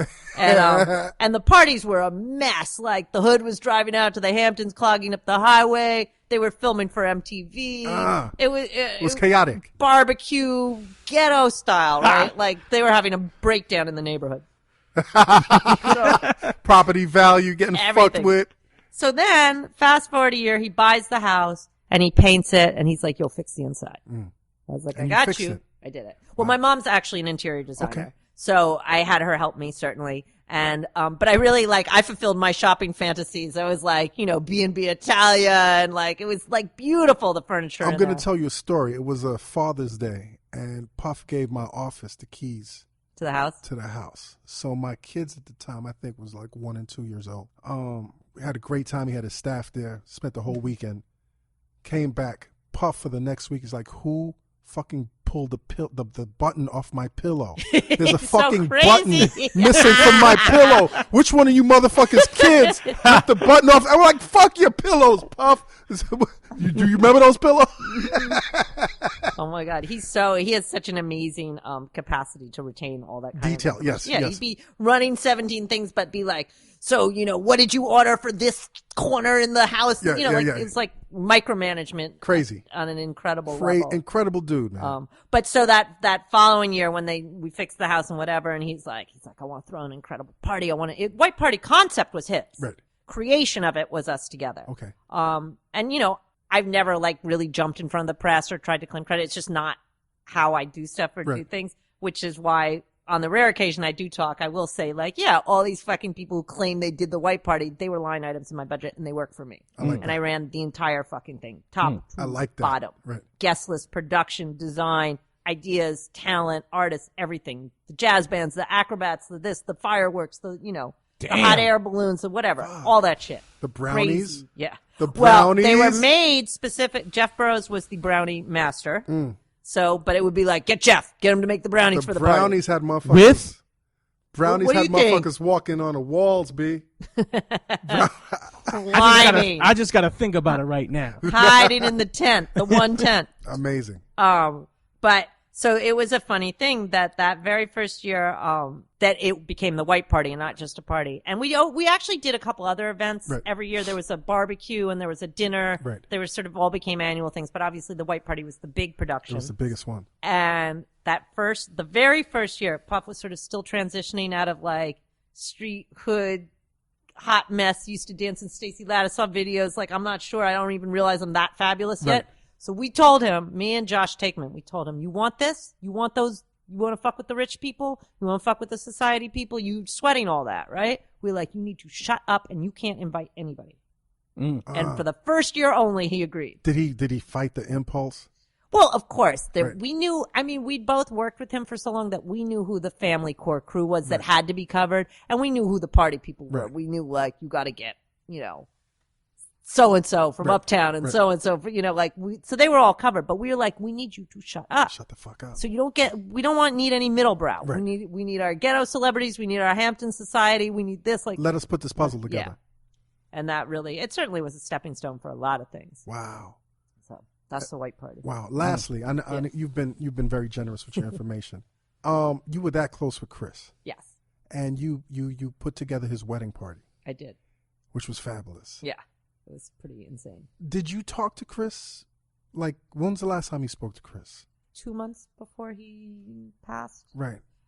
We used to speak every day. How was he? It's funny. We talked a couple times because we were supposed to have dinner to catch up. Right. And we really hadn't been. And probably, I'd say 16 out of the 20 years we were friends, we probably used to talk a minimum of once a week, Right. if not 5 times a day. And it dwindled in the later years. And I knew something was, different things were going on with him, and he talked to me about some of the stuff, but, we didn't have that. There's certain friends you have a rhythm with and you talk to them all the time, and then you sort of, you go in cycles and you drift and then you drift back, and it was like, and it was like, dude, I have, 16 out of 20 years I spent my birthday with him. Right. He always made sure to be there for me Wow. for my birthday. So it was like, we got to have dinner, we got to catch up, and we kept trying to make this plan, and it kept not happening. So I did feel very out of touch at the very end. Right. When you heard the news, Were you like, this is not Chris? I understand that everybody wants to say that and went to that. To me, that conversation is almost the gossip mongering part of the Right. conversation. The first feelings, first of all, I believe grief is private, and I really hated how so many people but this happens with anybody, not anybody, but somebody who is of note or whatever. It's like, I don't need to hear your 20 feelings and opinions. You guys weren't even that close. I understand he meant a lot to a lot of people, Right. but I do believe grief is private, and I hate people sort of bandstanding and talking and gossiping and whatever. I also understand the need that people need to do that. They need to share information because everybody deals with it differently. I think the best thing I did was the thing I did after the funeral. His family had asked me, to do this sort of friends and family gathering, and it was beautiful and cathartic and very different than the funeral, which was horrible. No, that wasn't Chris. Maybe what happened was the person that he had become. Right. But that's certainly by no means the person that was extraordinary and did so many things for hip hop and for so many people's lives. Right. And certainly wasn't the person who was my friend, my best friend Right. for all those years. And, not for nothing, it sort of points out how sort of extraordinary and interesting he was. Imagine the fact that I was his best friend. Right. Like, that's not who you'd expect that Right, guy's best right, friend right, to be. right, right, right. And everybody, from Red to the Violators to anybody would have said, like, you were his real friend. Right. So, no, that wasn't the person he was. But there's not, you can't really talk about it. Of course. Tunnel 2014. Tunnel 2014. Tunnel 20. Here we are in Oh my 2014. God, do I have a voice left? Man. Are you excited? I am. It's funny. I had slightly mixed feelings in the beginning. Why? Like, oh, should we be really authentic? Does it need to be a different venue? Everybody's going to have this, that. And then I thought, fuck you. Fuck everybody. Like, I don't really care what anybody has to say. All these people talk about it. It's a legend as a brand. It's my 25-year anniversary in hip hop this year. Thank you. Mine too, by the way. 1989. Cheers. Yeah, yes. cheers. I really want to get out of the nightlife part by the end of this year. Right. As certainly like the weekly grind of it. It's ridiculous at my age. And so it again felt right in this sort of concept of everything coming full circle. And I guess, so many people have been sweating Flex about it and whatever. And when we agreed that it was not a tunnel reunion and we were not recreating the tunnel. You don't want no old motherfuckers around It's you. not even that. It's like everybody, again, relax. Like, it's not, I understand it's not the same. Right. Like, it's not the same. No, it's not. But That you know what? bothers you when people talk about the nightlife not being the same. Because it's like, duh.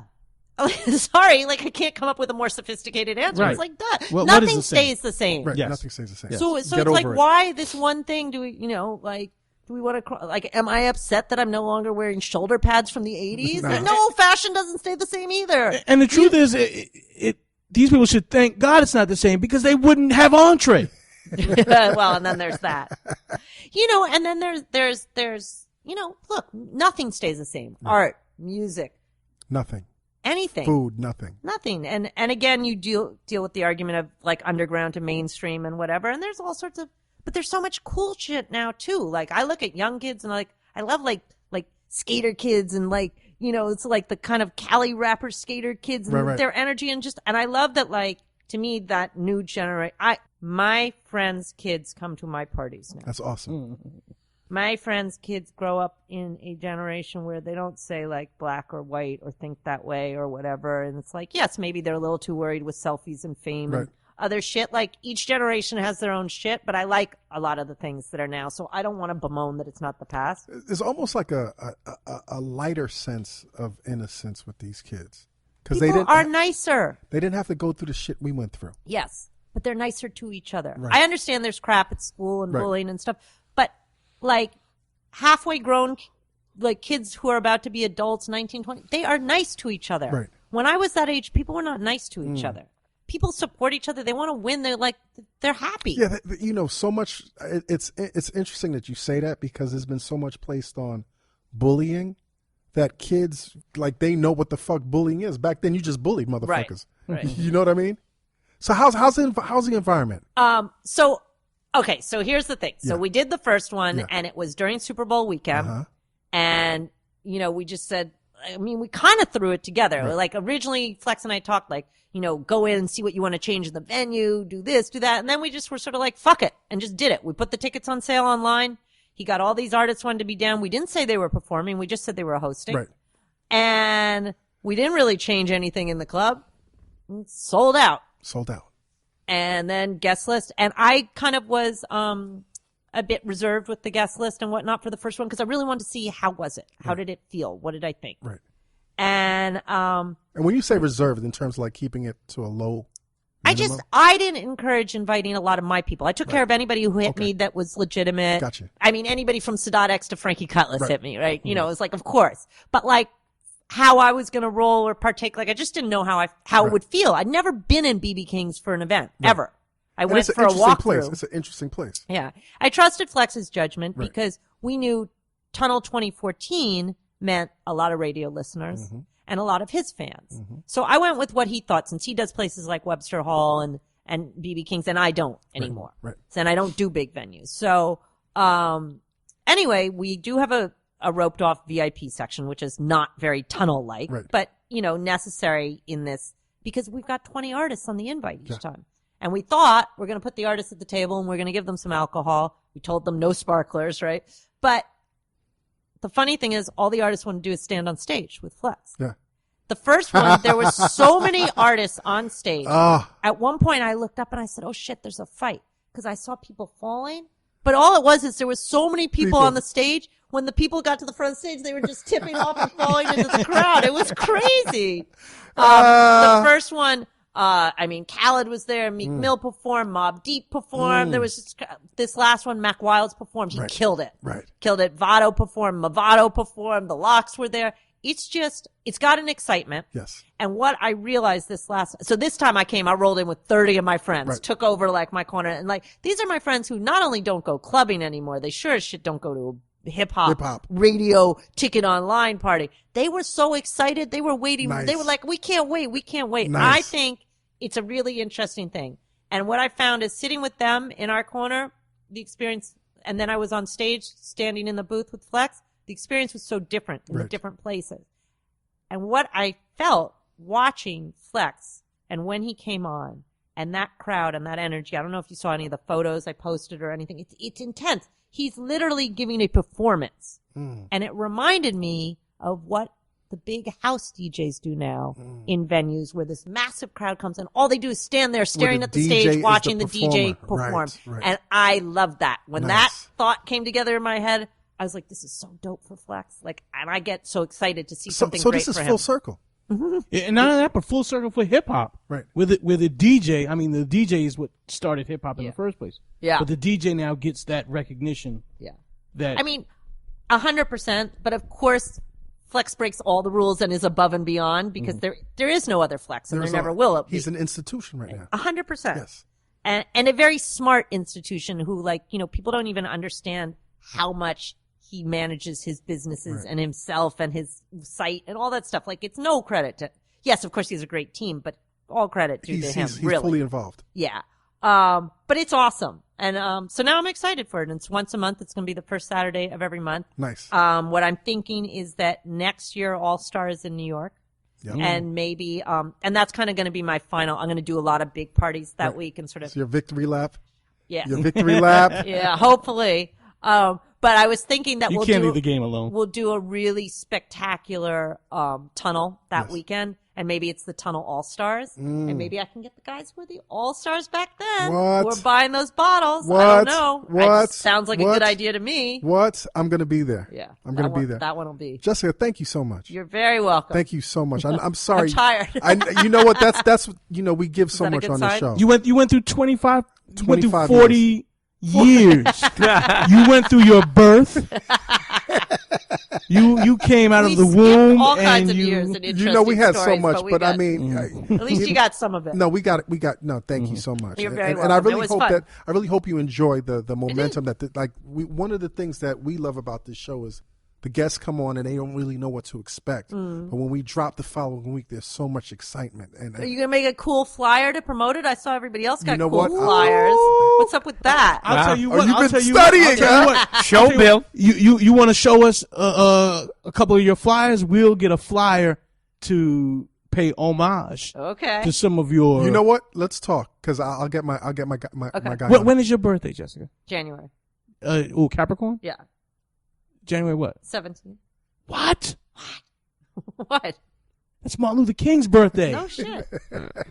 My birthday party is always You on MLK had a weekend. dream. You know what Martin Luther King loved more than anything? What? Brownies. Yo, listen. You are stupid. You're straight Listen, stupid we can right stay here now. all night. No. You got to come back. Okay. You I'd got to love come back. I know you're doing some other things, and you have some plans. You got to come back. Listen, the more I put it out there, the more I figure it propels me to get the plans done. Because I'm really bad about just they I never do interviews. I never talk. And then it's like, people are like, why not? I'm like, I don't know. I just need to be pushed to do it or whatever. Well, I'm glad you enjoyed this. But I did. Well, you did I enjoy did. Okay, I did. good. I'm grinning. I'm sure I'm red in the face. It's warm in here. Good. And, So let's wrap it up. Dallas Penn. Combat Jack, another one, like we like to say, in the can. Yes. Incredible. I realize now how much of a burnout I am. But Jessica, trust me, whenever I've been at a Jessica Rosenblum event, I've had a great time. Yes. Well, thank you. I'm glad to hear it. I've ate well. I've drunk well. I'm sure you drank well. And I've probably gotten kicked out because they smoked were like, well? wait a minute, you're a slob. Get out of here. Well, I mean, Yeah. you could come out too. Now I do have a lot. I can't wait. I have whip on Sunday every week now. You did whip. You did whip when Drake and Chris Brown were I throwing actually pillows at was- each other. I remember seeing that. I was actually there that night, and I do work in house at Whip and Greenhouse, so I help them with a lot of their programming and content. But Sunday at Whip is actually my night, Okay. so Whip on Sunday. Whip on Sunday. Yes. You'll know it by the fancy cars on Varick internets. Yep. You see the rims. Pete. I'll tell you. Illuminati. Yeah, that definitely. What's But my mind, I soul, and can't my believe body? that. you are a You true Googled. hustler. You are a true hustler, and I tell you, even like what stuck out to me is like licking your wounds and then still keep on coming back, and that not only a message for women, just a true hustler, Survivor. yeah, survivor. Thank you. And another gem, man. I mean, week after week, we've been We're on hitting a roll. gems out We're here. On a roll. Yeah, we're Yeah, on a roll. this one right here. I mean, 2014 in general is just feeling good. Yeah, it is. people don't really know. They'll learn after this episode, but just how important you were to give that aspect to Puff. I guess for Puff Well, to be to attracted Puff, to to you, Russell, and for you to to flex. kind of give Puff the access to your connections, your lifestyle. Yes. Again, as I said, I mean, a great chemistry, and he had a vision, and he saw something in me, and I saw something in him, and it worked. But I certainly created access for people and for the music to get to people, when other people couldn't. And there's certainly a period in time when, anybody could get a club, and then I felt really tight. I was Right. like, damn, this was my shit. Now anybody could, it's Yeah. kind of like how they joke, like everybody and their cousin's a DJ now. Right. It's like anybody and their like little sister was like, and their cousin's brother's friend was a promoter. It was like, come on now. How was Talib as an intern? He was a sweetie. Yeah. He was a sweetie. And we're still friends to this day. And I love every once in a while he'll tweet or say something about it. He was out passing out flyers for me and Flex or something funny like that. He's awesome. That's crazy. Like I like him as a person, Yeah. an artist, everything. That's crazy. We always have a nice drink together when we see each other. And he's also become a great DJ. Yes. On top of everything. So I book him every once in a while Really? too. Yeah. Okay. Let's wrap it up.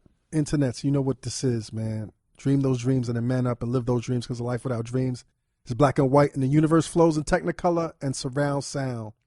Internets. Internets.